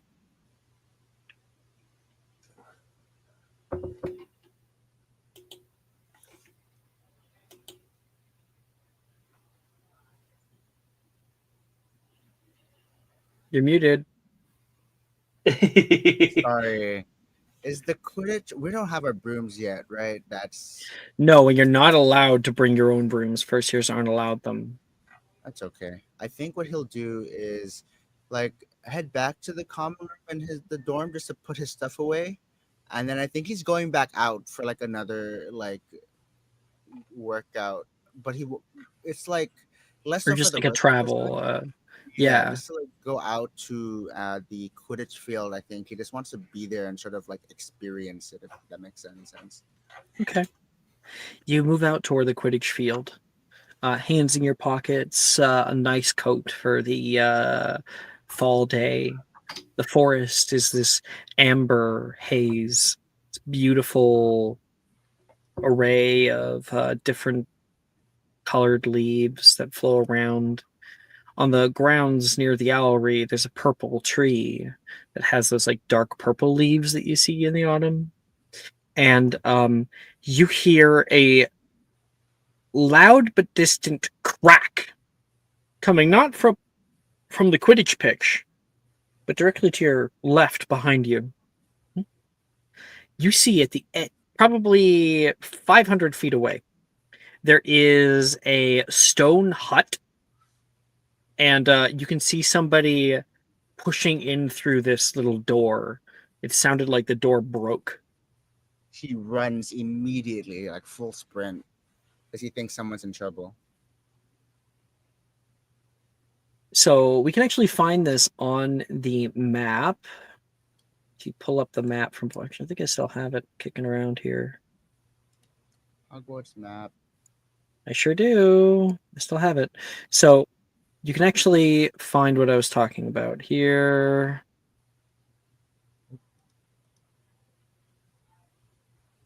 Is the Hogwarts map, right? Mm-hmm. So you would have gone out this way because the Quidditch field is up north past these grounds. So you were just like curling here and about to move across the field when you heard down this way. You reach this little building. Runs out. You find a door that has been completely demolished on the outside, and somebody is rooting around inside this like shed. Is everyone all right? Yes, of course. Just the lock was busted. Getting a few brooms. Be on your way. Oh, The fakest of fake accents. The door. Actually, I'm gonna make an insight check. Actually, no. I think it's funnier. He doesn't. He just doesn't know. He doesn't. He thinks it's real. Look, people have some weird accents here. But there's brooms in here. Brooms here. This must be Madame Hooch. You've heard about her. Oh. No. The door broke. I don't think that's safe. I'm just gonna come in and. It's just fine. Can always repair things, of course. Good way for security. Have a lock that can't be opened, except only broken. Yes. Oh no. We should get someone here to fix this door. I don't know the spell to repair the door or to get the spell to lock the door. Yeah. Should I get security? No, I could do just fine by myself. Thank you. What is your name? You can hear from like further in the shed. Like you can see a silhouette of somebody who's around the back end of a bunch of like rows and rows of different kinds of brooms and Quidditch gear and quaffles and bats and things. I'm UG. I think the curiosity sort of like breaks him at this point. Like the child just like gets closer and closer to the door and like he just wants to be in this room because it's like it's within reach. I'm almost there. Last year's not allowed in here. Sorry. My apologies. I'll be gone soon. I just wanna. He goes in. He wants to get a good look at this person. Stealth check. 15. Did I make a perception? Make a perception. All right. 0. Not 1. Really? I got a not 1 for a total of 0. Yeah. This person like is like hiding behind different brooms and like you can see this woman is like polishing a broom, but like the head of it is like over her face, so you can't see anything. Sorry, you must be Madam Hooch. I'll be gone soon. While I'm here, I wanted to check out the brooms. Oh, looking for a broom, are you? Yes, feel free to take one. Bring it back, though, sometime soon. Is that allowed? I thought we weren't supposed to have brooms. Of course, for you, Yuji, any kind of... I hate this! I hate it! Wilfred pulls around the edge. What are you doing here, man? I heard something break. I thought someone was hurt. I had to break down the door. The lock was jammed. Oh, Oh my god, you're not Madam Hooch. You want to broom? Just take a broom and run before she actually comes this way.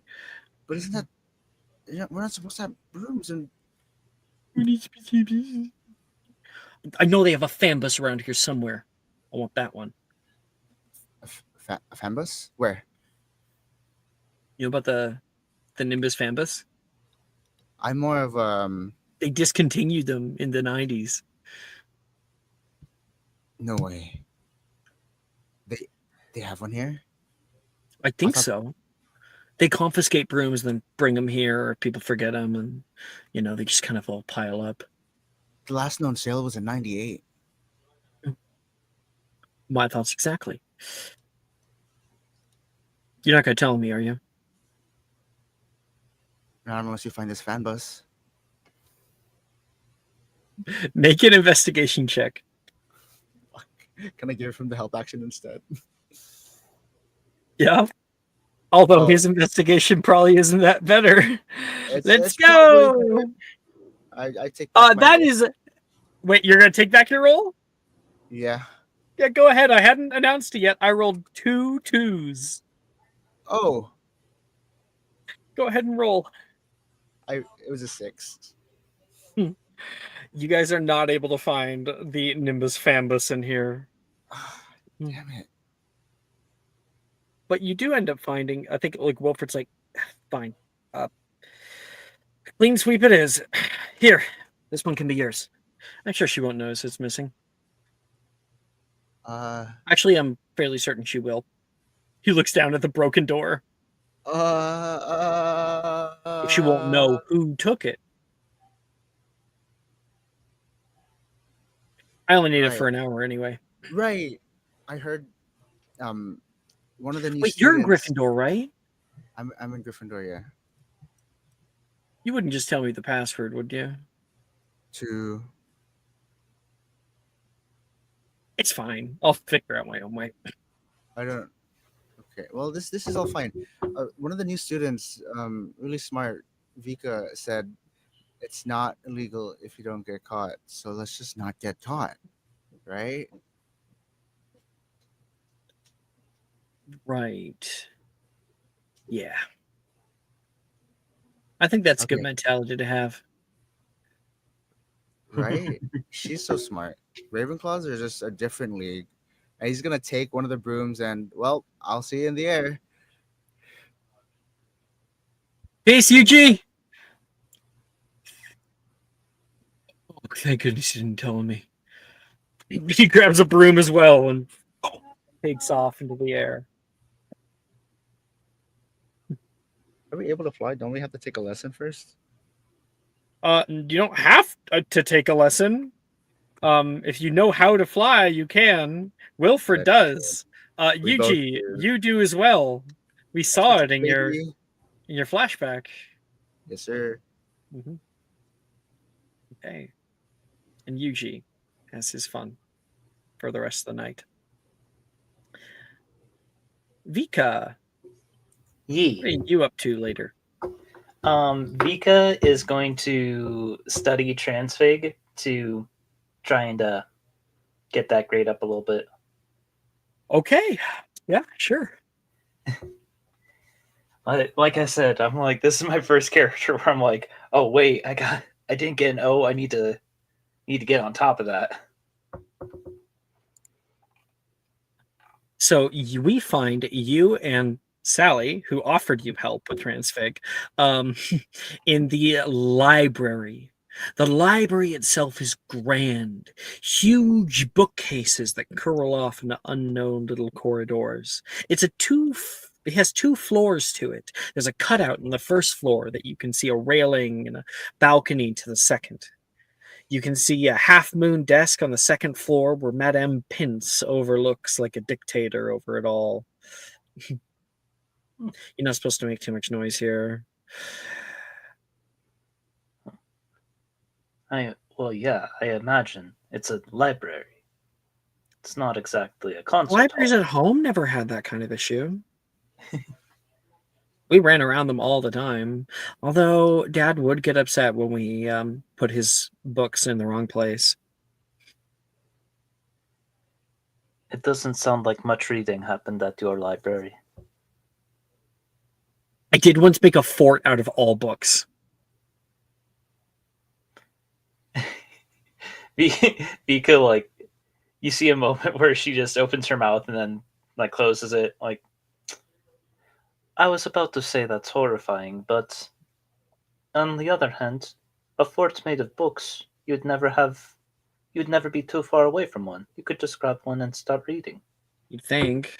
It wasn't until Tharabelle decided to come in there like a monster and knock it down. I remembered right now her name is Farabelle. That's what it's supposed to be. That's my sister. I understand having monsters for siblings. My two little brothers are, well, intelligence is not their thing. Constantine may prove me wrong, but Vova, I fear there's not much hope for him. Are all of your family's names starts with a V? Constantine. Oh. It hits her again. Yes, there's my mother and father, Vera and Vlad. There's me, and there's my brother Vova, and then there's Constantine. I've got me, Logan, Sam, and then Farabelle and Norwanina. Although I don't really get to see her a whole lot because she's always on the hip of her boyfriend, Tarquin. Vika, you have a eidetic memory. Tarquin. You heard that name said by Billy. Tarquin might know.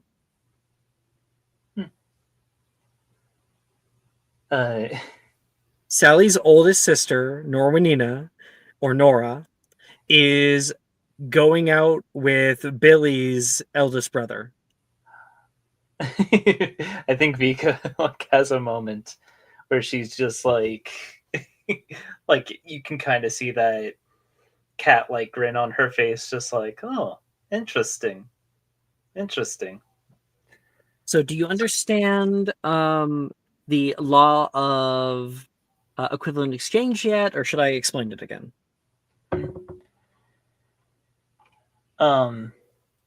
Transfig is definitely one of my weaker subjects, so I'm fine with just doing a recap of it. You give what you take what you give. Kind of. So Flamel's law of equivalent exchange dictates that one cannot create something from nothing, and along that same line can't create value from worthlessness. So you're always transfiguring something of lesser value into an item of you're transfiguring an item of value to an item of lesser value or the same value. And you might wonder, like, where the heck does the value come from? Well, it's not like galleons. It's not connected to the world economy or anything like that. Instead, there's a whole value system when it comes to certain kind of molecules and elements. Like gold is highly valuable because it can only be made in the heart of stars. Interesting. It's like how numbered elements are numbered. Elements are numbered? I Have was you just never read about with symbols, she says, talking about alchemy. Yeah, Vika will share just that little bit of knowledge, like, yes, different elements. They. This is me as a player, not entirely remembering how to explain it, but Vika just explains the table, the elemental, the table of elements. So Sally learned something about science, and you learned something about magic. Go ahead and roll for me, Vika, I'll do a history of magic check this time. Woo! 22. So your grade normally can only go up by 1. Your grade automatically goes up by 1 because you are keen mind. So go up to an E, and then you roll to see if you went up even higher. A 22 beats the DC. You go from an A all the way to an O. Woo! Now I just gotta take care of that history of magic, and then I'll be at O's for the classes that we've done so far. Exactly. Are you going for the Die of Fate? Yeah, no, like after making Vika and making her a Ravenclaw and everything, I'm like, this is it. This is gonna be my first character where I try to actually get all O's and everything. Maeve.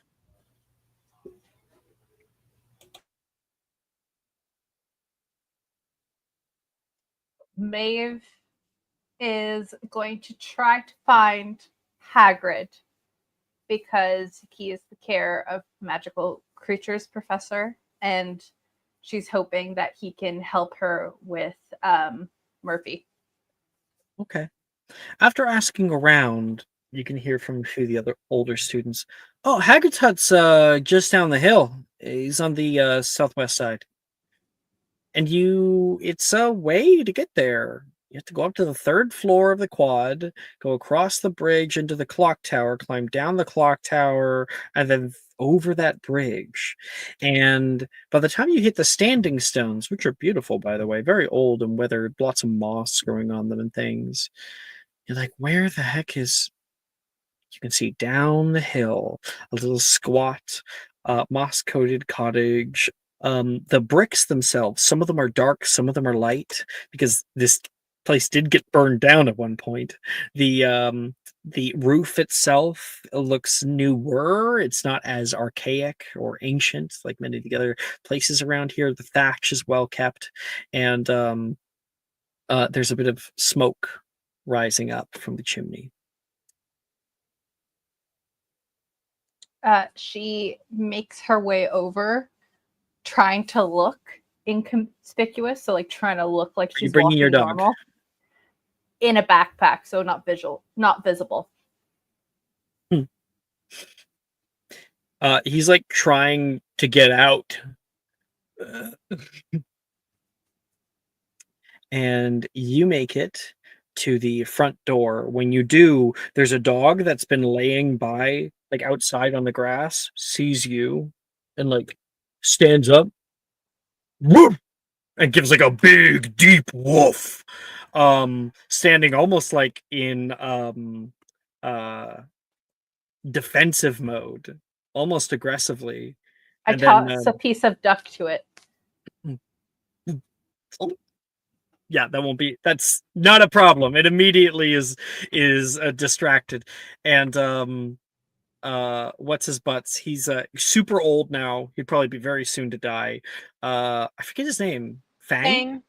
And of course he's all bark and no bite. So Hagrid goes, Fang, someone at the door. The door opens up and a head peeks out from inside. Well, hello there. You're one of the new first years. Professor Hagrid, right? Oh, that's me. You hungry? Just putting something on the kettle. Come on in. Thank you. Should I take my shoes off? I never do. Place gets too dirty. Can't keep it clean all the time. And he waddles through the hut as you walk in and like softly close the wooden door behind you, which is also newly made. Kind of haphazardly, might I add. The wood is definitely sourced from around here, not from Home Depot.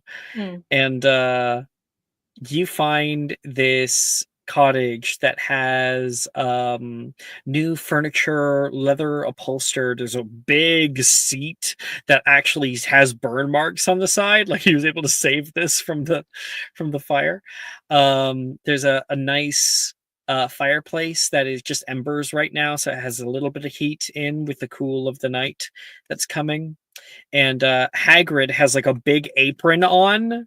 It's like a kiss the cook apron, and he puts his hands down into the oven without even putting mitts on, and just picks up this large juicy pie that has the raspberry that's starting to ooze out the side. Put that in there for too long. I think I overfilled it. You want some pie? Yes, please.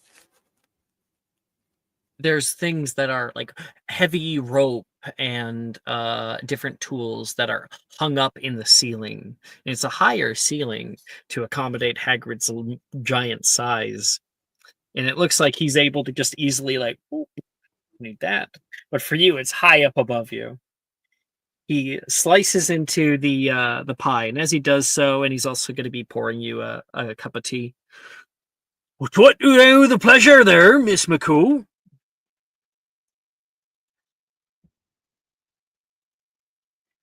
I don't know where to begin, really. I have a problem, and you're the first professor I met that I thought might help me. All right, then. I'm not exactly the smartest. You might want to talk to your head of house. Professor Flitwick knows a great deal of many things. I He pull serves you the Murphy pie out of and my the tea. backpack. I'm just a little guy. Hello there. He's gonna put his big hand down and give him like a little scritch on the underside, and Murphy nips him, and Hagrid doesn't even flinch. Ooh, feisty little devil he is. Mind if I pick him up? Oh, go for it. I think he's a bit senile, Professor, and this is part of the problem. His name is Murphy. He's not my dog. He's my godmother's dog. But she's missing, and I'm also not supposed to have brought him to Hogwarts because I'm a first year. But I don't know Not where supposed his... to have any pets until you take a class with me, but I won't tell anybody if you don't. Thank you. I appreciate it. So I guess I was looking for advice about how to take care of him when he is a bit old and hard to train. And I also wanted to know if you know how I should go about finding a missing person. I'm no good when it comes to finding missing people. I'd leave that to the Aurors. Although they're not always the most helpful, now are they? I've already written to the ministry and didn't get a reply, so I'm not sure who else to ask. Do you know who I should ask? There is a whole missing people compartment ministry. Not quite sure with all the words, but there's a department. That's it. Goodness gracious, department for missing people. Have you spoken with them? I wrote them a letter, but I didn't get a response. Still many people missing after the war. Snatchers. I should not have said that. He's gonna take a piece of pie and put it in his mouth. As far as this little one, he's pretty old. I mean, he's not likely to last past a year or two. How old is he now? I think he's like 12 or 13. I don't think he'll last much longer, which is why I didn't want to leave him on his own. Oh, I got Fang with me. He's a lot he's a lot nicer than you might think. He's good with little dogs too, even the nippy ones. Are you saying it would be okay to leave him here? Oh, certainly. Not lots of nice open space for him to run around or lay in the sun. He'll be happy here, I think. Oh, that's so kind of you, Professor. Can I help in You any think, way? Murphy? Do you want to come down here? And Murphy starts growling at him. Apparently, he doesn't much like the idea of being without you. I He know puts this is him the down, problem. and Murphy runs right back to you and like cuddles into you. See, this was the problem, Professor. He only likes me and my godmother. And so I didn't want to leave him home. That's a bit of a pickle, that is. I'm sorry that I can't be of more help. No, I appreciate just having someone to talk to about this. It's been really hard with her leaving right before I had to come to Hogwarts, and then not knowing what I should do with Murphy. I know what it is like growing up without a mum. My dad did the best he could. I'm sure your godmother loved me very, very much. It's a part of her now. It is part of her wants to stay with you now, don't he? Do you think they'll expel me if they find out I brought Murphy to Hogwarts? No. You need something far worse for that. At least in their eyes. He thinks about Aragog. Getting, of But course, you wouldn't know this, but getting yeah, expelled. I'll make sure that. In fact, how about this? He's going to stand up, walk over, like pull out a drawer. He finds a piece of parchment, puts it down, and takes like a quill, a white quill, and he goes to write.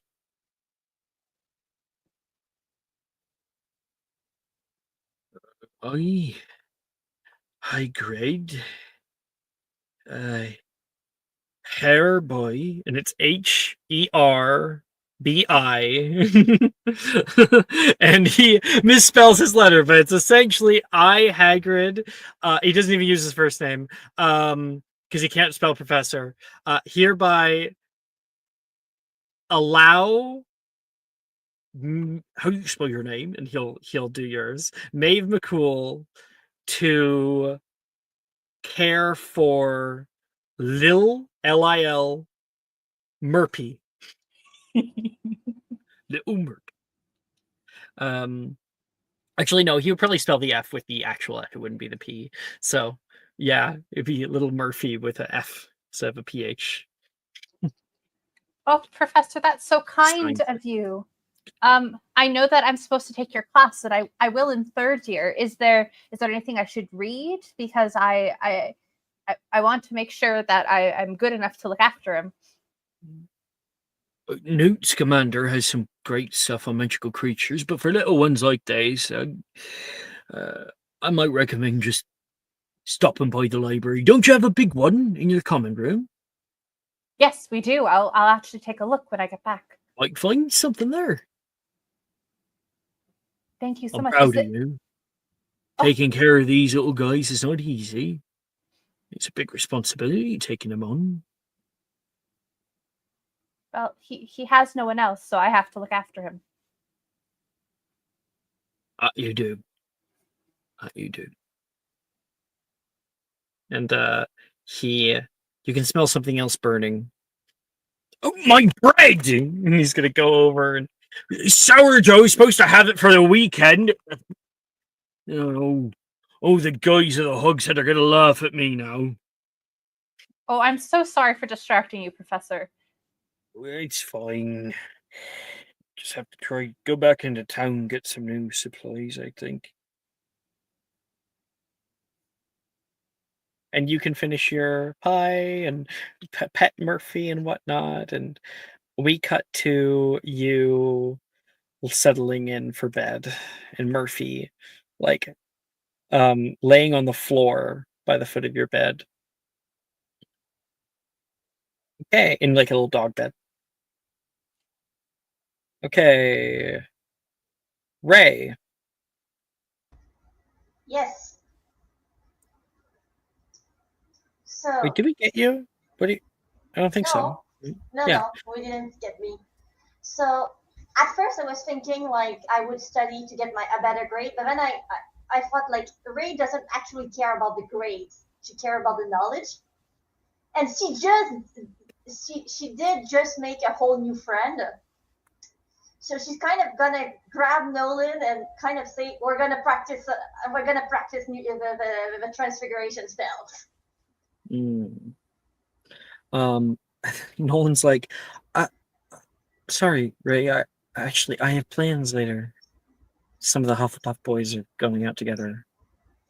And then she's just like, okay. Another And then time she though. was just, Yeah. hmm? Another time though. Yeah. Yeah. Although I'll probably have mastered those spells by then, but okay. Well, then you'll be able to teach me even better, won't you? Sure. Okay, and then she has kind of this Wait, awkwardness, like, right. just, Friendship is hard. just wait 1 second, Gabby. Yeah, So sometimes I might throw you a curveball. that's You fine. know, you're like, oh, I want to go out and I want to do this with Nolan, and Nolan has a whole other life, right? And I think that would be something that might hit you, like, oh, right, But then, Nolan might be your friend, but Nolan's a Hufflepuff. He's got all kinds of different friends. And that kind of leaves Ray in this situation where you might feel a little bit bereft. mhm, Like, oh, I have to do this alone. I wasn't planning on doing it alone. And that disruption of plans is probably a little bit upsetting. mhm. What do you do when your plans are disrupted? Well, depends. Myself, I'm a very high masking autistic person, so most likely if I don't tell you I'm autistic, you won't notice.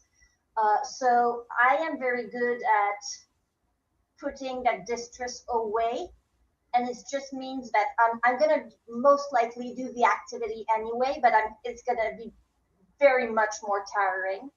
Yeah. Um, And I understand that. So I'm just asking Ray specifically, what does she do?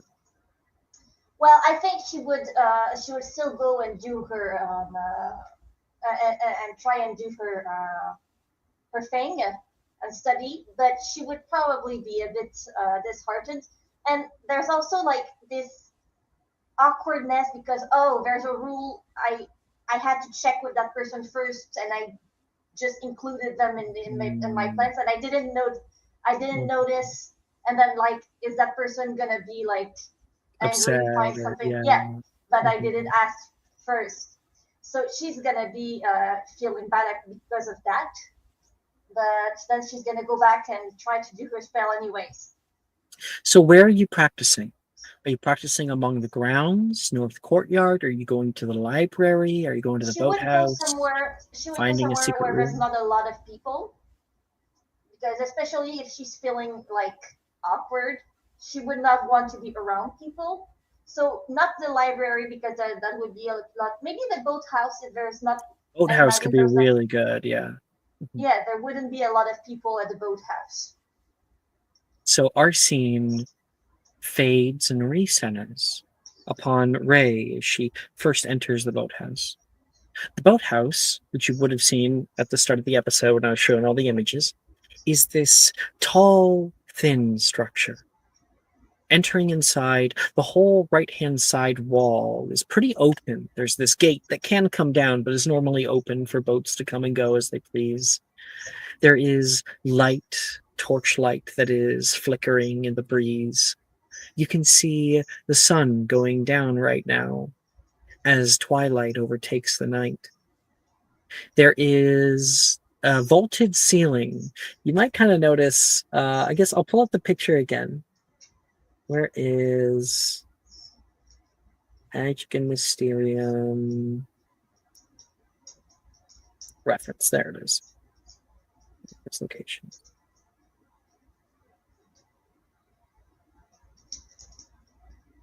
Where is it? There. Share screen. So this, you see how like it has like a vaulted ceiling in the middle? Yep. So that's for a purpose. When you look up, you can see there are boats that are hoisted up on pulleys and are hovering there, stacked on top of one another. And there is netting and rope and things and barrels and crates that are all over here. It's a comfy little quiet secluded area, and all you can hear are the slight croaking of frogs in the distance. Okay, so that's good. I get cozy there. I'll try to find some kind of rock or a piece of wood that I can use to practice my what's the name again of the spell? The first we did. To do the epoximize. I would practice this one first. Sure. You're able to find a few. Oh, you know what? I want you instead not to find something here, but something in your pack. What do you have in your backpack that might be able to help you here? Let me check just a second. Is it like something from home, a music box, an old set of toys, a set of keys? I mean, I have my books, but they're probably in my library in the. What about a stuffed animal? Do you have any stuffed animals? Not really. Never really saw the point for that. Mm. She's not. She's been there very much like masking, and like in her family, it was most like you. So what do you pull out then? I can pull like some kind of a quill or maybe one of my my school book that I would still have with me. Sure. You sort of empty out your whole backpack there. You got a bunch of stuff around here, and you're working with it. So when you use a free period like this to practice spells, you can try 2 times. Okay, is it for the same spell or for 2? No, it can be different, 2 different or the same one. It's your choice. Okay, well, and it, of course, has to be the ones that you attempted in class. Yes, of course. So I'll try first. Attempt. I still cannot remember the name. Spells epoximize. EPO. Oh, failed. I'll try again.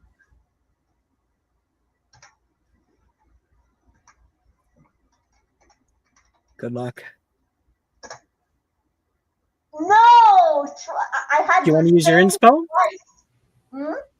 Do you want to use your inspo? Do you have one? I already used it earlier. You're right. Yeah, you did. Mm-hmm. So, as you're trying out Maple these spells, asked if she could give us a subscriber. Maple? Yeah. Oh, yeah, she's allowed. What does that mean? Do I roll again? Yay! That's very nice of Maple. If I have another one. Good luck. Okay. You're so close. You just need to get above a 5. There's a high chance. Come on, come on. Knock on wood. Knock on wood. So click the button. Oh yeah! Yeah! Woo! Okay. So, Ray, you're attempting a few different spells, and like with epoximize, you keep trying. It's not working. But you instead, you stim a little bit. You try to like calm yourself down. You get that nervous system back in check. Epoximize. And you watch 2 of your items fuse together, and almost like in a burst of joy, you give like a little kick, and a few of your things fall down into the water.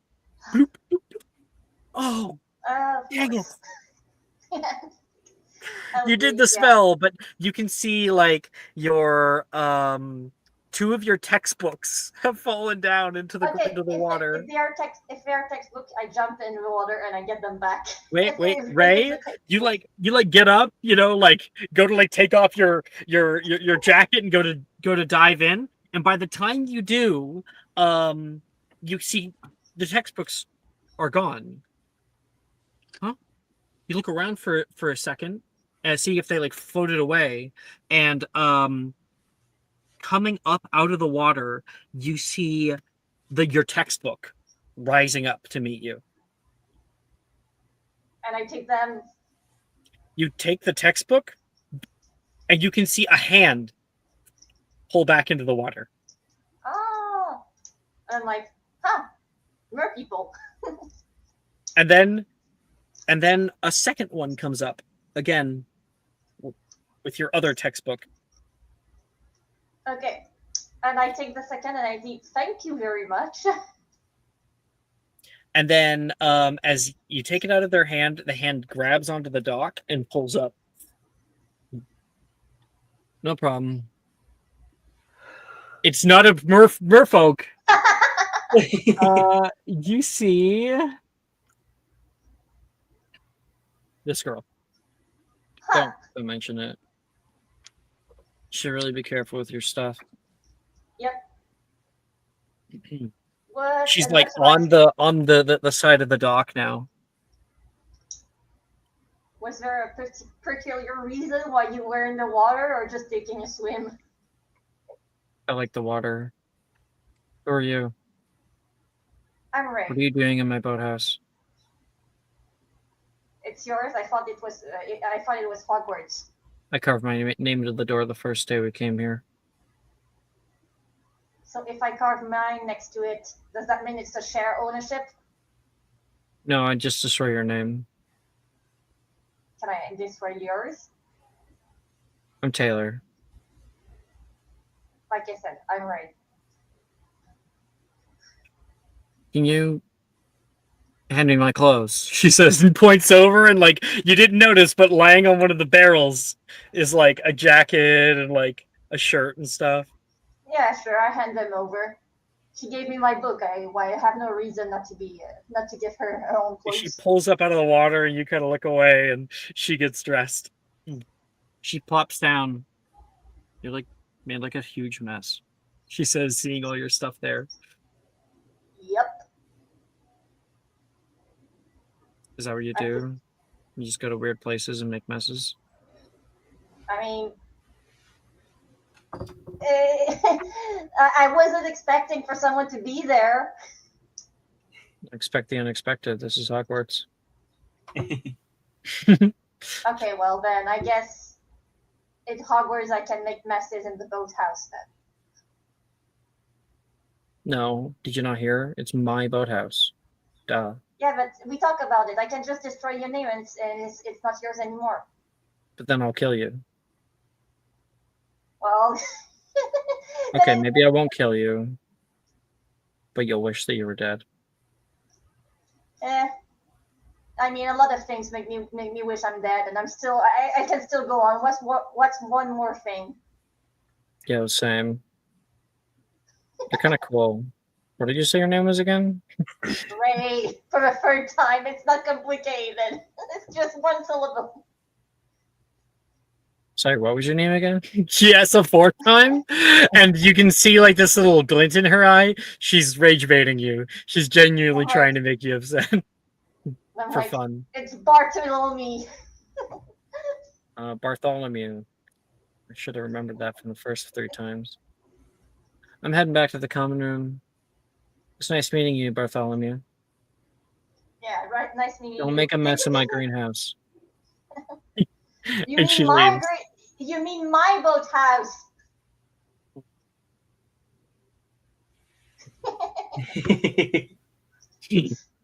So you've met Taylor. She's a bit of an odd character. Expect the unexpected. Yeah. Violet. So, Tonight, what are you doing? So I All upset. think she is. She Wilford triggered her inferiority complex, and she just wasn't expecting that from him because she thinks he reminds her a lot of herself. So she's like, "Why would I hurt myself?" Like, that's how it felt. Like it felt like an internal Mm-hmm. attack. You don't have to explain it. So You don't have to explain it. I get it. she just started wandering the halls, and she found herself in the north courtyard where there's the dragon statue in the middle or whatever, the little dragon thing in the fountain. It looks like a dragon. And she's just staring at it. And that's all she's doing. She's like contemplating her hair's, the way her mother likes it. And she's just like folding in and on herself right now. Sure. Like You're sitting on the side of the fountain there, watching the water spew from its mouth and down into it. You stick a hand down and feel the water. You imagine being a fish. Fish don't have to worry about all this stupid crap. There's a part of you that also feels silly for feeling the way you feel. Sort of defense mechanism, devaluing your own way of feeling, but it doesn't stop the feeling. And that upset still lingers. Sweeting. Thought you'd be back in your common room by now. Turn and can see Professor Delmero, who has just finished up with his classes for the day. He's got a bag under his arm, like a sort of folder, a binder, and he steps out into the north courtyard to see you. And he sees her cry a little bit, but the second she hears the voice, she's like, I'm not crying. And so she just like looks up. She's like, "Oh, hi, Professor." There is, if I can pause the scene, there's been this little thing on the back of your microphone. We've all been ignoring it because I think it's not too bad. But as soon as when you talk, we hear this weird like boop. Do you have any idea as to what that would be? Burping. Or like there's like a TV right now in the background? I have a fan going and my cat. But other than that, there's nothing here. Did you turn off the fan for just a little bit? Yeah. We're almost at the end, so yeah.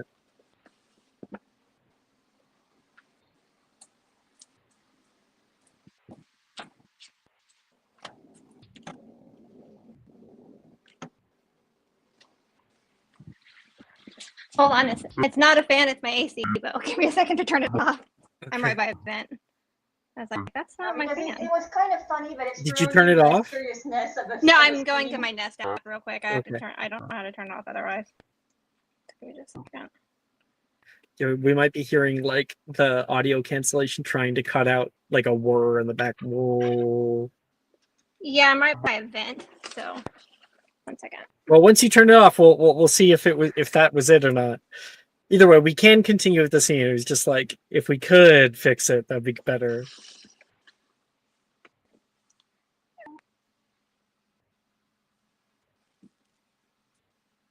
I turned it off. Did that do anything? No. So you can turn it back on if you want, because it was not the issue. Okay, I don't know what it is. Could you potentially just try leaving and coming back once? Yep. Okay.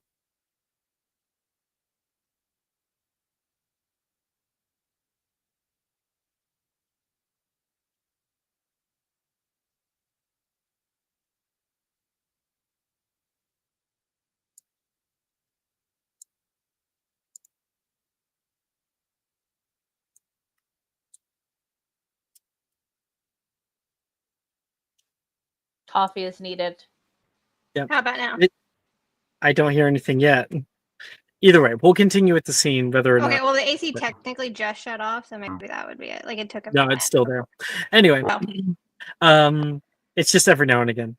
So, that's so weird. Anyway, Professor Dilmero sits, like, I think sees this. He sits down kind of with one cheek on the side of the fountain. Is everything okay, Miss Sweeting? You didn't come off as the kind of professor that would care. Well, we're still getting to know each other, aren't we? We're going to be in school together for the next 7 years.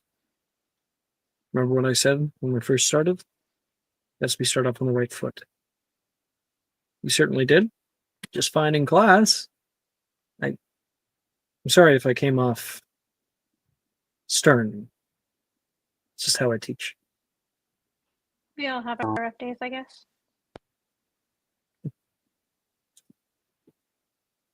Is that what you're having right now? A rough day? First day at Hogwarts. I remember my first day. Oh my goodness. I wanted to go home so bad. I I was writing home to my parents, asking them to come pick me up, thinking that they'd be able to arrive here in a car. Do you think I'll ever fit in, Professor? What would be the purpose in that? My mom always said that to blend in was the best thing you could do. And to stand out would just make a fool of yourself. But when I do my best, it's no matter what I do, I feel like I'm falling short. No, my sweetie. I don't think you ever will fit in. Not in the way you're thinking. And then she starts While you were crying. casting today, I saw your hair change 3 different shades of colors. I'm not sure if you were even aware. There was definitely some stairs. You're a metamorphogus, aren't you? Yeah, my it took my mom a while to It's come incredibly rare. around. I get what you're saying now at the start of class. I thought you were just being disruptive. I'm the epitome of transfigurations. Yeah, I've always loved being different. Different. Just being able to look how I want and act how I want, and I guess it's just I don't want to be alone throughout the school year. And the one person I thought that I was getting along with really great, it just didn't turn out the way I thought it would. It's just the first day, my sweetie. Can I let you in on a little secret? I mean, yeah, I'm here. Okay, but it has to stay between you and me. Okay. Everyone's a little weird. And everyone is different. Some people just have the privilege of hiding it. You don't. So what do I do if I want to hide it?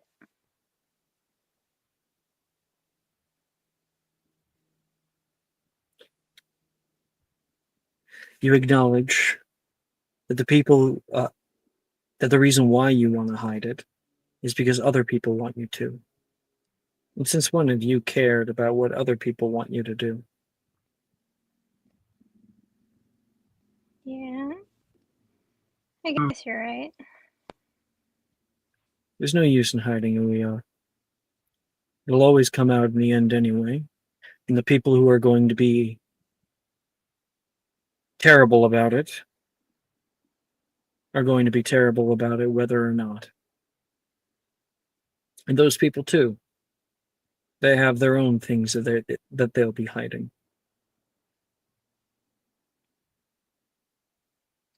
I find it's best not to. Back in my year, it was impossible to hide who I was. And it wasn't good. I wished I could hide it the whole way through. It wasn't until I grew up that I acknowledged I was able to realize that it would be better to be myself in the face of other bigots than to be somebody else and live an entire lie. Were you able to make any friends, Professor, when you were in Hogwarts?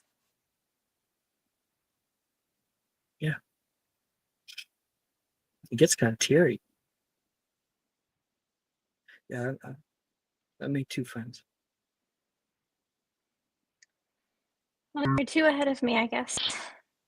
So, I mean, think if you might can make be friends, I farther think I along can than you too. might think. He stands up. Thank you, Professor. Be sure to For get to your talking with common me. room before curfew, all right? Okay. She's gonna take one last look at the dragon, and then she's gonna walk the door, her corridor. Apparently, a lot of people aren't what you think. Professor Dilmero certainly surprising. What did he mean? Who he was? You're not sure. Mm-mm. So, you get back to your common room, and when you get to the dormitory, you find your window is like left open. You must have left it open this morning. Like there's just wind whipping in. She kind of looks outside. She kind of like, she loves the outside breeze. It kind of reminds her of home. And then she starts to close it before going to lay down. And that's when you notice something in your nightstand that wasn't there before. There's a rock that's pinning it down. She picks up the rock and then picks up what's under the rock. And you are able to find this.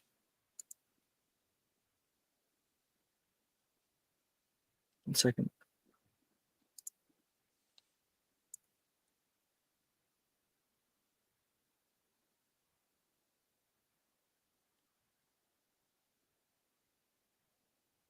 She just kind of like looks at herself, like that's who she wants to be, with her green hair and her gold eyes, and then she's like Look looks at her around. brown hair. You wonder who put this here. On the underside, there's something written. It says, "I tried my best this time."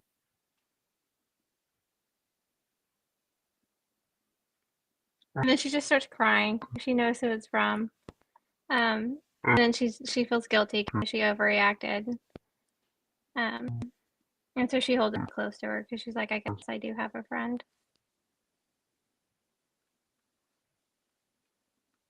And now we know why we saw Wilfred in the broom cupboard.